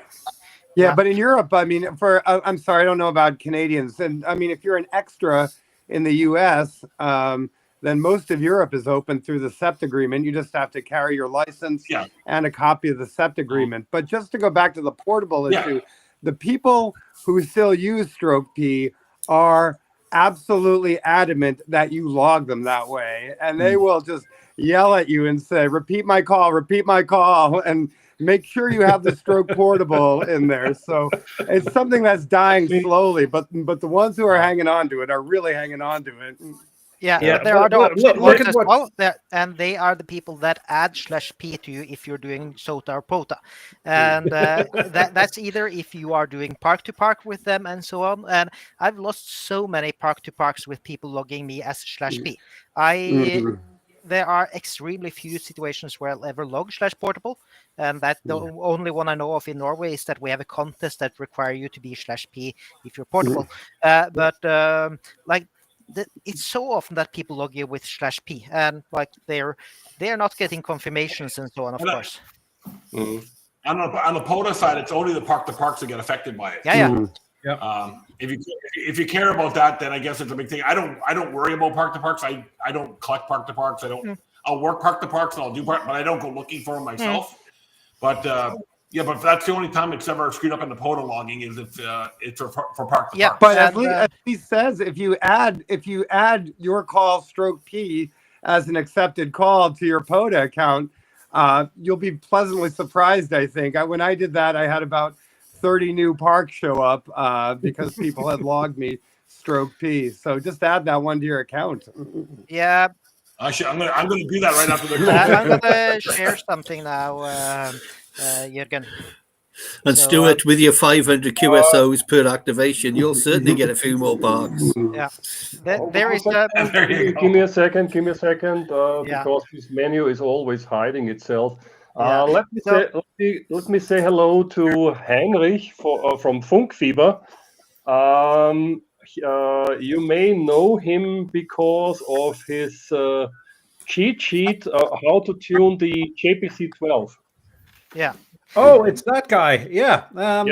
He helped me through a lot of videos that still are performing really well, even though I just borrowed that antenna. Thank you so much.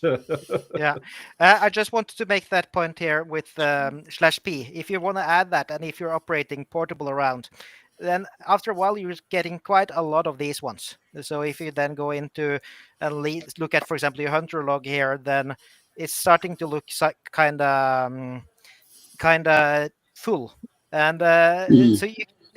It's probably not a problem over in the States, but here it will be if you're flying around everywhere and doing POTA. Mine is quite full, Yeah, I can imagine. And especially like if you're stupid and have done some like with /P and without /P in the same country and so on, then suddenly you have two of them. I never use /portable when in different countries.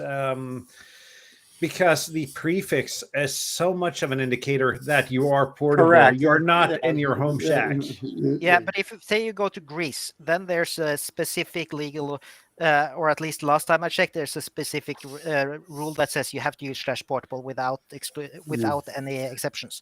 Yeah, there is in Sweden as well, but all the Swedish hams I know don't use that either. So, the Swedes are almost as the Germans when it comes to following and making up rules. Yes. So if the Swedes don't do it, I feel pretty safe not doing it myself. Another problem with adding /P is if you're doing FT8, you have a limited number of characters for your call. If you have a CAPT prefix Echo Alpha 8 / Golf 5 Lima Sierra India /portable, you don't do contacts, because nobody will ever be able to reply to you and give you a signal report. So another negative side of having the /P. Yeah, and that also applies to. But you know, while we're on this topic, guys, and I do want to mention for all the people that come up to Canada or us Canadians to go down to the US, like we do, traveling back and forth. You have if you're US coming up to Canada, you have to do the /Victor Echo at the end of your call. So you would be like AA1DS /Victor Echo 9 if you came to New Brunswick. Not Victor Echo 9 / a lot of people get those mixed up. And I think that comes down to a lot of mentorship. Not a lot of people are taught that. So I see it. A lot of Americans will come up here for the summer in their motorhomes and just act like they're working in their own country, right? And they're not following our band plans and and that kind of things. I think there's a lot of education that has to happen in the POTA space about operating outside of your home country. Yeah, absolutely. But you're mentioning you have a suffix when you go to US and opposite. But if I come to the US or Canada, I will have a prefix. So that adds to the complexity even more. It's because of our reciprocal agreement between the two countries. And that's why it's that way. But if, like, for example, Jim has to be an extra to travel to Europe under SEP. I'm an advanced operator in Canada, which is equivalent to an extra in the US. So when I have to apply to RAC, get my SEPT license or get my SEPT approval, and then carry that letter with my license when I go to Germany. But I'm a Delta Delta Lima, I think it is Victor Echo 9 Charlie Fox when I go to Germany. It just rolls off the tongue, doesn't it? Oh, it's so hard, especially if you're trying to bust a pileup. That adds a whole different level to the complexity of busting a pileup. Yeah, but The there thing are is, some. I just find I find it's a new hams that don't understand how all this works. And then when I'm doing, when I was down South Carolina last year and I was operating / Whiskey 4, and they couldn't understand it because they're not used to it. They don't have any knowledge about it. So it's a new concept for them. So I think we need to do some education on just that, especially U.S. and Canada, because so many of us travel back and forth. But I'm going to be Donald Trump's going to make I'm going to be a little bit states prejudiced soon, so- here against you Americans, though. But because I've traveled a lot of places in the U.S. where not a lot of people outside the U.S. travel, and being just a foreigner there is a concept that is completely foreign to a lot of at least rural communities in the U.S. And when adding a call sign as well, that just adds to the same complexity.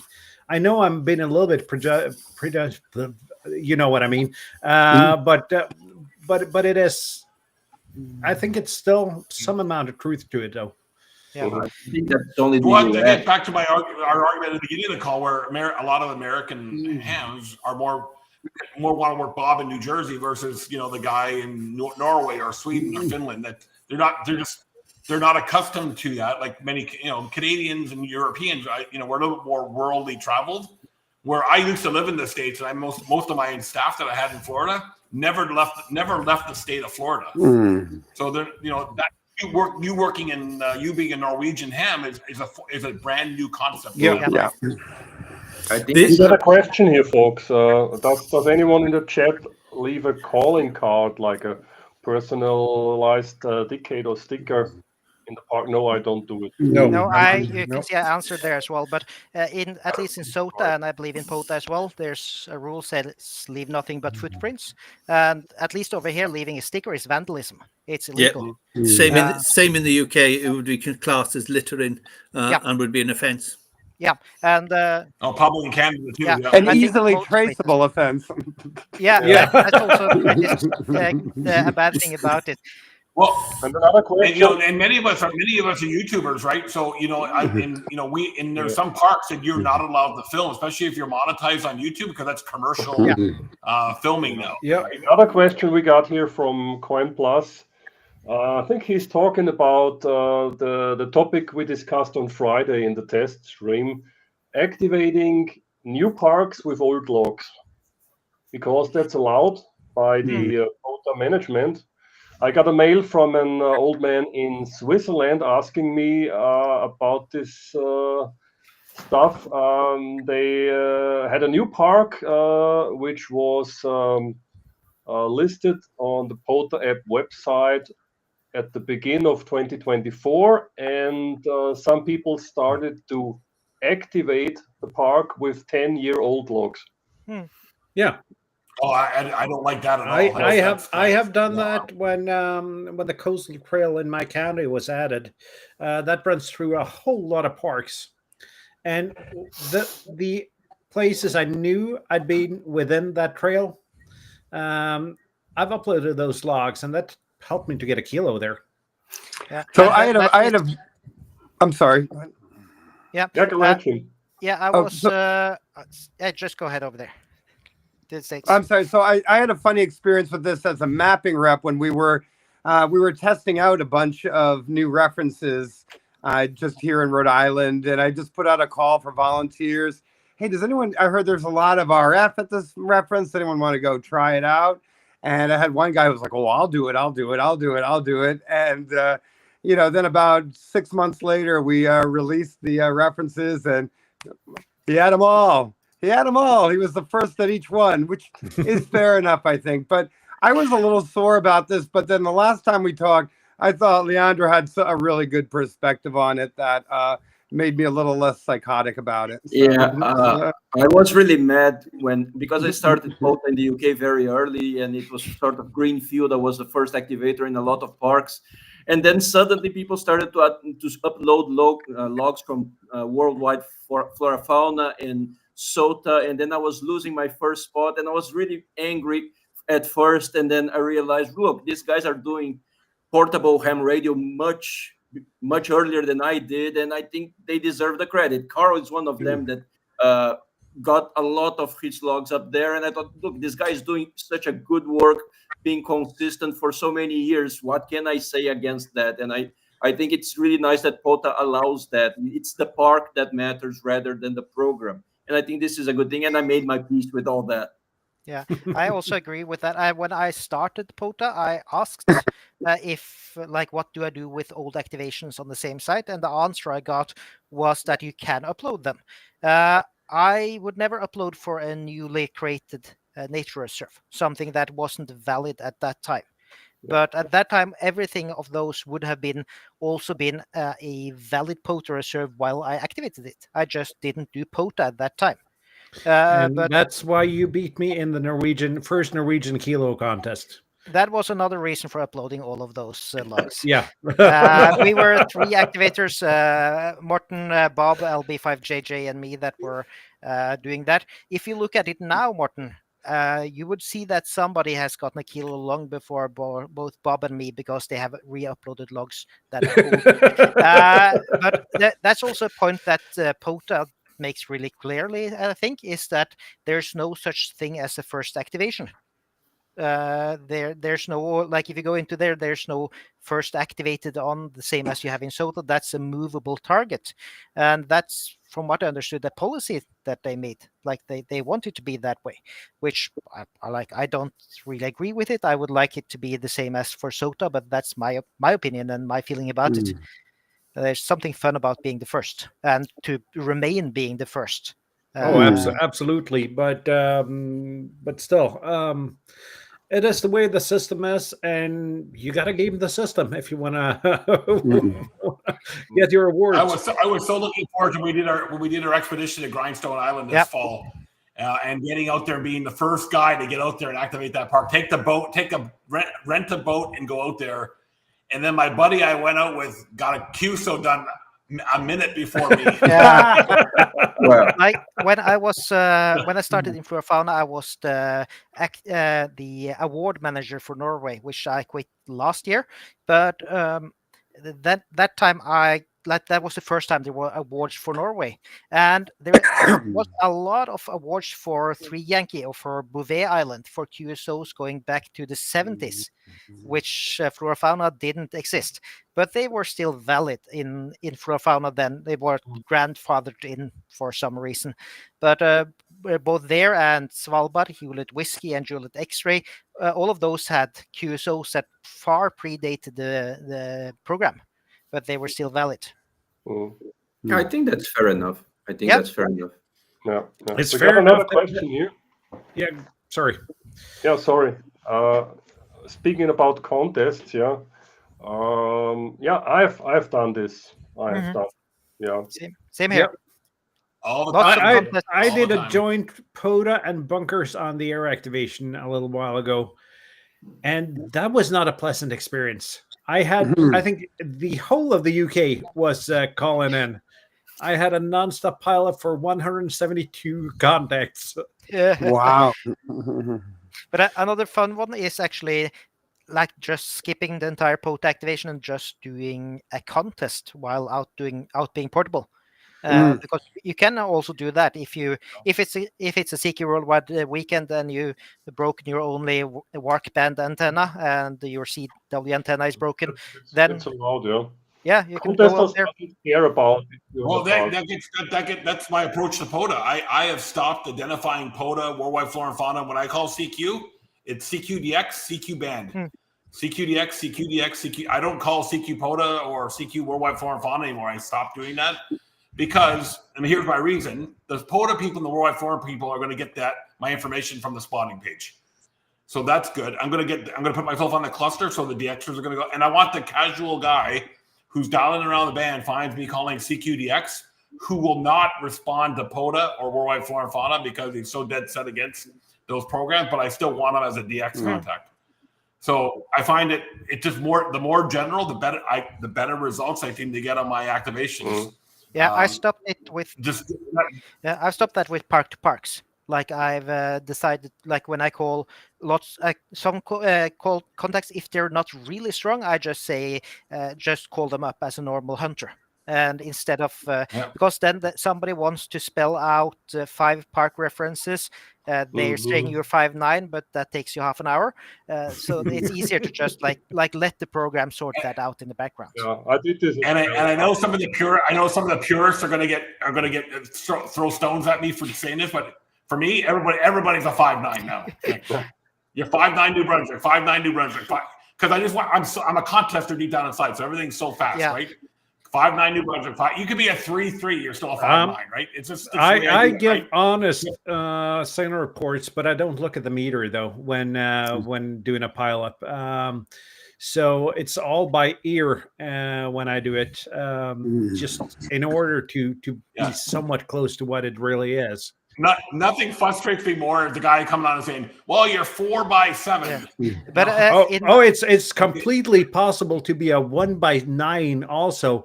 If you're a guy, let's not generalize too much, but let's say in Italy or Eastern Europe with a homemade tube amplifier, it's completely possible to be 1.9. Yeah, even 1.9 plus 60. I kind of my signal reports. I mean, I do the 5'9", but I also do 5'9", 5'7", 5'5", 5'3", 5'1", and then 2, 2, 3, 3, 4, 4. Just keep the numbers simple. Yeah, right? I usually do that as well, though. Now I know what I have to do next time when I work you, Morten. I wait till you are working a really, really weak station you cannot hear, because then you have to turn the volume up, and after that one I will talk. That hurts so badly. Especially if I'm using the G106, because the AGC circuit in that is so painstakingly slow. Yeah. So the first half a second can be painful about that. Yeah, another fun thing there is like when you film, at least when you do YouTube videos, there sometimes some of you may have noticed there are some interesting comments below them, and this is why I never show the meter while I'm doing a QSO, and that's basically because you get a content saying that guy you said 5'8", that is clearly a 5'7". But just wait, Kjetil, until I drop my video tomorrow, where you were saying that you're running a ground wave antenna instead of a ground plane antenna. Yes, that's gonna raise some comments. No, it is a ground wave antenna if you are close enough. Yep. And talk about the question on the screen here. I don't exchange park numbers anymore. I do it for SOTA, of course, since it's required there. But I also expect most of the people that hunt me park to park and so on to use some sort of cluster, if able. And if they are unable, then of course I will help them.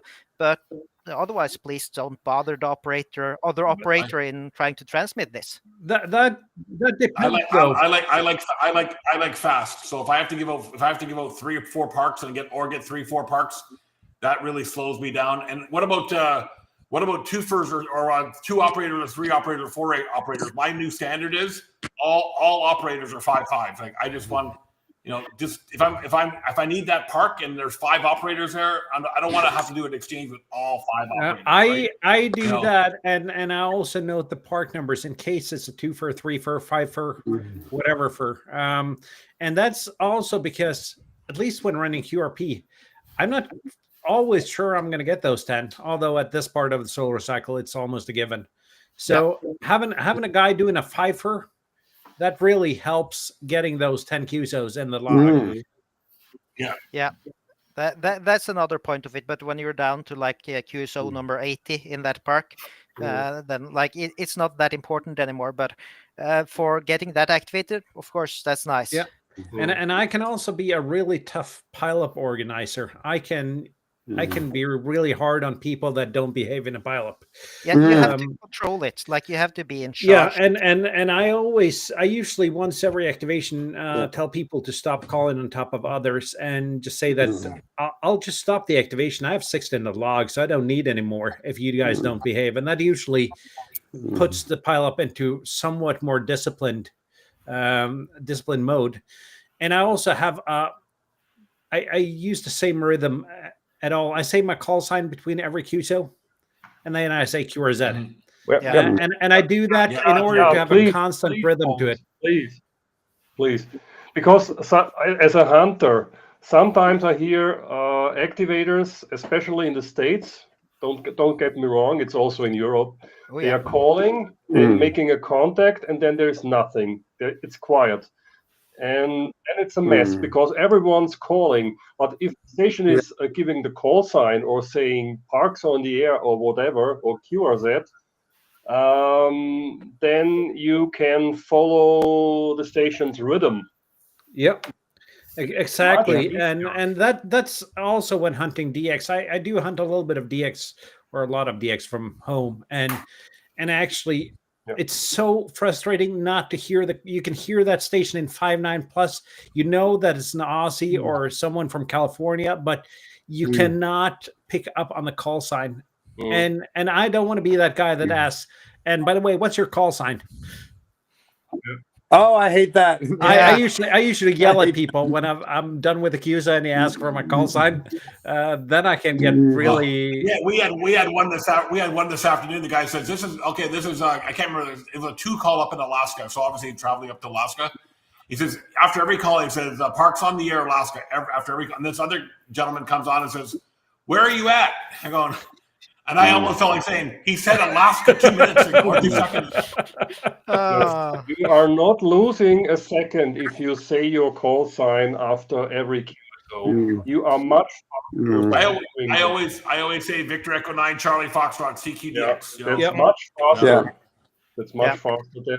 And what Morton's saying too about, I mean, and what you were saying too, Juergen, about the cadence is just so important. I mean, it's like it's just whipping people into shape and just knowing when they can throw their call out and just keeping that going. What slows become me down is, and it happens 3 or 4 times every activation, is someone from a southern European country where it's nice and warm will keep yelling over top of everybody, right? And going, and they're usually really, really strong, right? Oh yeah. Does that call sign end with Lima? No, it'll start with an Italy though. Oh yeah, but we hear those here as well. But they're always really, really loud, and they just kill everybody. And I go, okay, you stand by, and then you tell them to stand by, and they don't understand that, and they keep calling. And then when you go back to call them, they're not there. Yeah. I have no problem shaming operators on the air. I don't shame them on YouTube anymore. I've done that as well. I don't do that anymore. But I can more than happily shame them on the air if they don't behave. Yeah. I've also sometimes just said 5.9 and then not logged them if there are like repeat offenders. But there's another thing that can be an issue, which of course isn't on purpose, but that's persons that aren't POTA hunters who then suddenly start talking about their grandkids, about the weather and everything, and you suddenly have somebody talking for 2 or 3 minutes. Somebody has their cell phone really close. And there's nothing wrong with that if that's your purpose for doing POTA.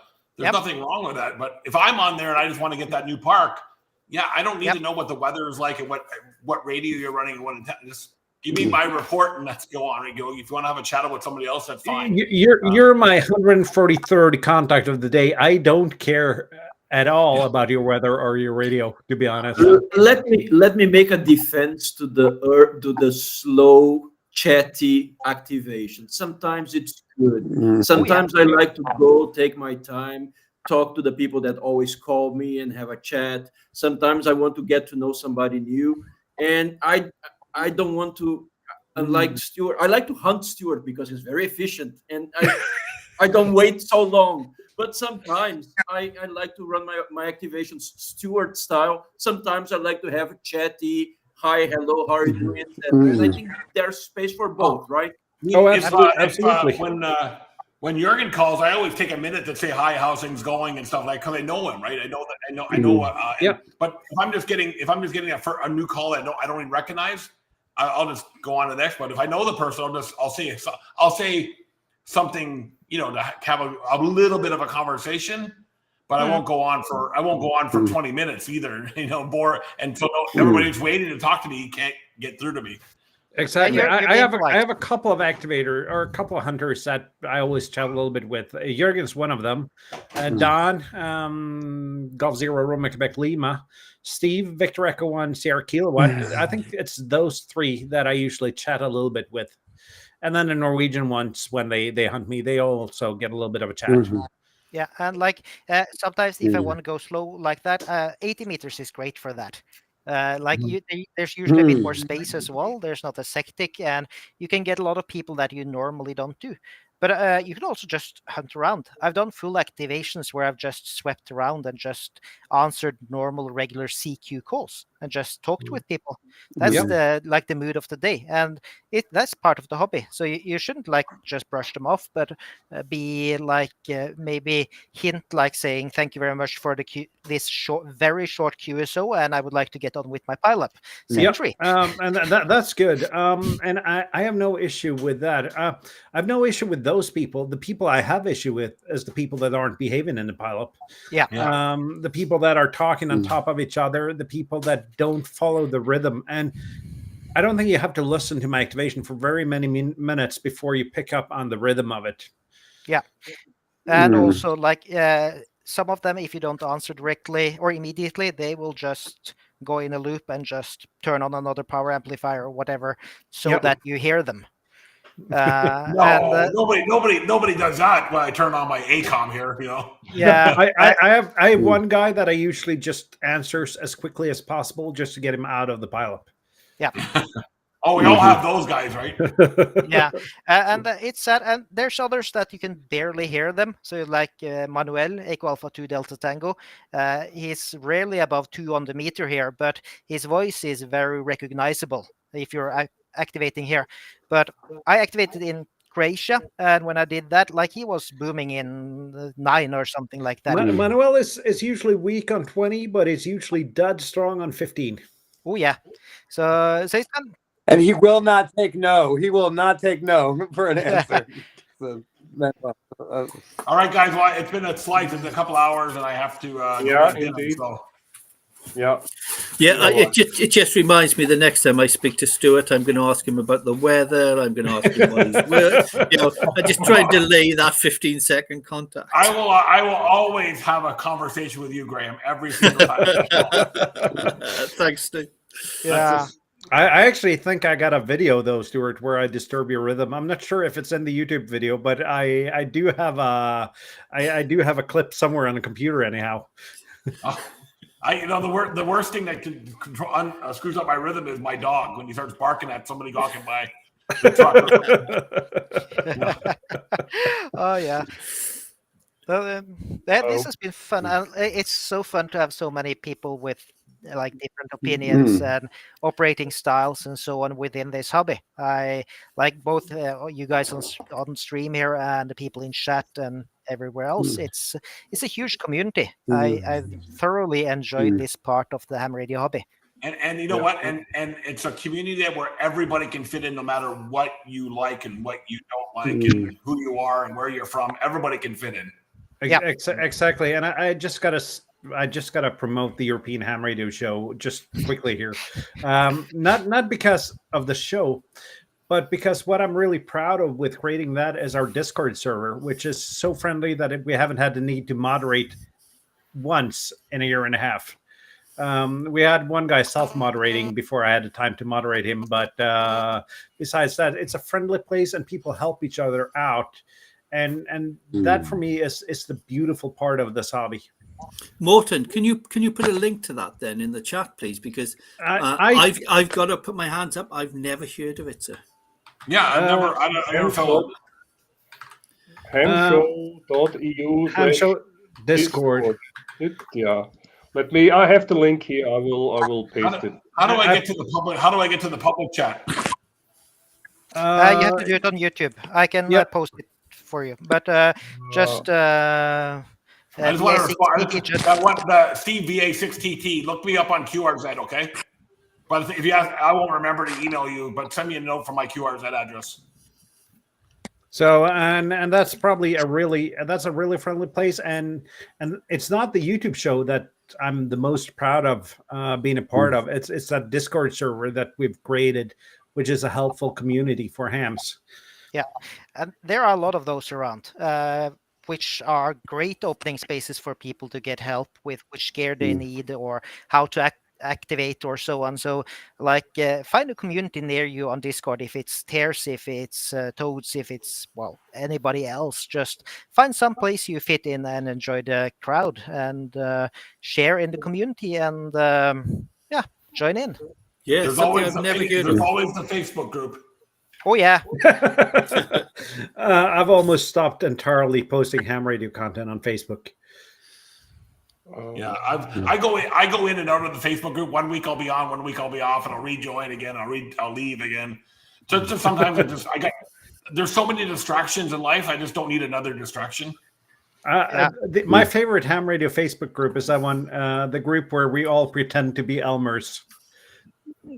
Oh yeah, that's a good one. Oh yeah. But besides that, I've actually, and me and Kjetil and probably Bob LB4FH is having a talk at the Norwegian Ham meeting in February about the European Ham Radio Show. And I kind of want to point that a little bit towards social media behavior among, let's call them older hams, which can be something that's gatekeeping and putting off people that want to get into the hobby. I so much more like streams like this and the different Discord communities where people are helpful and open to letting people come in. That's why I don't belong to local clubs anymore. Yeah. I have a purpose of changing my local club. I hope no one in my local club sees this. Okay, folks. I think we should end this now. We're talking over 2 hours. That's amazing. It's almost ham radio workbench style. Yeah. Fantastic. Folks, I'll be on tomorrow, guys. Look for me. Blasting on 10 meters somewhere. If I'm at Same home here. or near a radio, Stuart, I'll try to catch you. I always start on 10 meters, so that's where I'll be. Yeah. I'll be another 2 weeks here in Echo Alpha 8. Please point your antennas south, southeast. Echo Alpha 8 is so easy for me to get. It's like working something in the US, the Canary Islands for me. So I'll easy. give it a go. It is usually for me, but I really want to park with you there, Leandro. So I'm here for another 2 weeks, so I'll keep posting and fantastic. Spotting. I'll be putting a park on the air tomorrow. That's very, very rare. I think it's only been activated by Len and Linda 3 or 4 years ago, so it hasn't been activated in a while. Okay. Yeah. And I'll be back on the Azores in February, so put me in ham alert. We'll just enjoy the snow up here in Norway, or sleet, or rain, or whatever. It's going to start snowing on Tuesday, Kjetil, so don't worry. I'll be telling you all tomorrow. It's going to be 9 degrees tomorrow in New Brunswick. So I'll be telling you all when you log me tomorrow. I'll say, by the way, it's 9 degrees and cloudy here. It's been that way for a week here as well, Stuart. So we're going to get a white New Year's, but we didn't get a white Christmas. Oh, we have a foot of snow on the ground. I'm hoping it all melts by the end of the week. So nice. Okay. Okay, guys. See y'all later. Thanks, guys. Cheerio. Cheerio. Bye. Thank you. 7-3. Thanks. Bye. Being here, folks. Share this video all in the chat. Bye, folks. Bye-bye all. Bye.